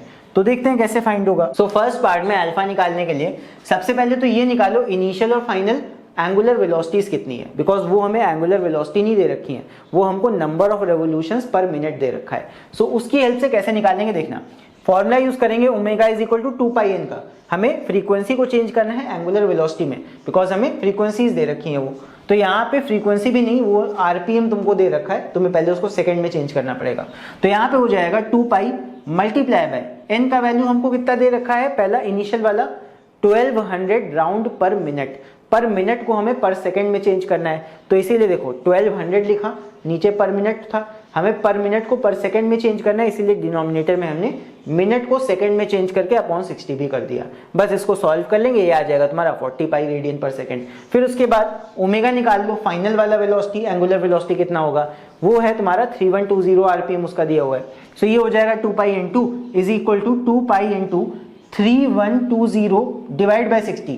अगेन राउंड पर मिनट को हमें राउंड पर सेकंड में चेंज करना है, इसको सॉल्व करोगे आ जाएगा 104 रेडियन पर सेकंड। ठीक है, ये आ गया इनिशियल वेलोसिटी, इनिशियल एंगुलर वाला वेलोसिटी, और ये आ गया फाइनल एंगुलर वेलोसिटी। तो बस अल्फा का फॉर्मूला लगा दो, alpha is equal to omega minus omega not upon t, solve कर लो वैल्यू रख के, ये आ जाएगा तुम्हारा 4 पाई रेडियन पर सेकेंड स्क्वायर। ये आ जाएगा क्या, एंगुलर एक्सेलरेशन। फर्स्ट पार्ट देखो हमारा आ गया। आई होप फर्स्ट पार्ट समझ में आ गया होगा, एक बार इसको खुद से भी सॉल्व करके देखना, तब ज्यादा अच्छे समझ में आएगा। फिर इसके बाद सेकंड पार्ट निकालते हैं, how many revolutions does the engine make during this time. अब कितने रेवोल्यूशंस इंजन में करता है यहाँ पे। सो इंजन के रेवोल्यूशंस निकालने के लिए हम यहाँ पे क्या करेंगे, now we will use equation of rotational motion. कौन सा वाला, सेकंड वाला यूज कर लेंगे। सो ये होता है theta is equal to u t plus half a t square से यहाँ पे रोटेशनल वाला बना लो। थीटा इज इक्वल टू हो जाएगा omega not t plus half alpha t square. Rotational motion का सेकंड इक्वेशन है ये। यहाँ पे वैल्यूज को रखो, ओमेगा नॉट हमको कितना दे रखा है 40 पाई, ये आ गया 40 पाई मल्टीप्लाई बाय टी, टी हमारा है 16 सेकंड। फिर उसके बाद प्लस हाफ एक्सेलरेशन कितना हमने निकाला, ये था 4 पाई मल्टीप्लाई बाय 16 का स्क्वायर। बस इसको सॉल्व कर लेंगे हम, ये आ जाएगा हमारा 1152 पाई रेडियंस। अब रेडियंस में आंसर है, अगर इसको रेवोल्यूशंस में कन्वर्ट करना है 2 पाई से डिवाइड कर दो। सो यहाँ पे 2 पाई से डिवाइड कर दिया इसको, ये आ गया हमारा 576 रेवोल्यूशंस। सो मोटर कितना रेवोल्यूशन करेगा इन 16 सेकंड्स में, 576 रेवोल्यूशंस। एंड ये आ जाएगा हमारा प्रॉपर आंसर। सो एक बार देख लो इस क्वेश्चन को, कहीं पे भी कोई डाउट हो तो नीचे कमेंट्स में लिख के पूछ सकते हो। सो अब यहाँ पे ये कुछ होमवर्क क्वेश्चंस हैं एंड इन क्वेश्चंस को अब तुम लोग को सॉल्व करना है, बिकॉज जब तुम बच्चे सॉल्व करोगे इन क्वेश्चंस को तभी तो मुझे पता लगेगा कि तुमने वीडियोस को यहाँ पे देखा है एंड इस वीडियो से कहीं ना कहीं तुम्हें चीजें समझ में आई है और उनको तुम अप्लाई कर पा रहे हो। सो इन क्वेश्चंस को जरूर से सॉल्व करना एंड इसका आंसर सभी बच्चे सॉल्व करके मुझे कमेंट्स में लिख के जरूर से बताएंगे। एंड जब इसको सॉल्व करना तो इनके आंसर्स को चेक कर सकते हो तुम पीडीएफ को डाउनलोड करके, उसके एंड में मैंने इन क्वेश्चंस के आंसर भी मेंशन कर दिए हैं। सो इन क्वेश्चंस को तुम लोग सॉल्व करना एंड क्वेश्चंस में कहीं पे भी कोई डाउट है तो फिर नीचे कमेंट्स में उसको लेकर तुम लोग पूछ भी सकते हो। सो आई होप जितनी बातें मैंने इस वीडियो में तुम लोगों को एक्सप्लेन की हैं वो सारी चीजें तुम्हें अच्छे से समझ में आई होंगी।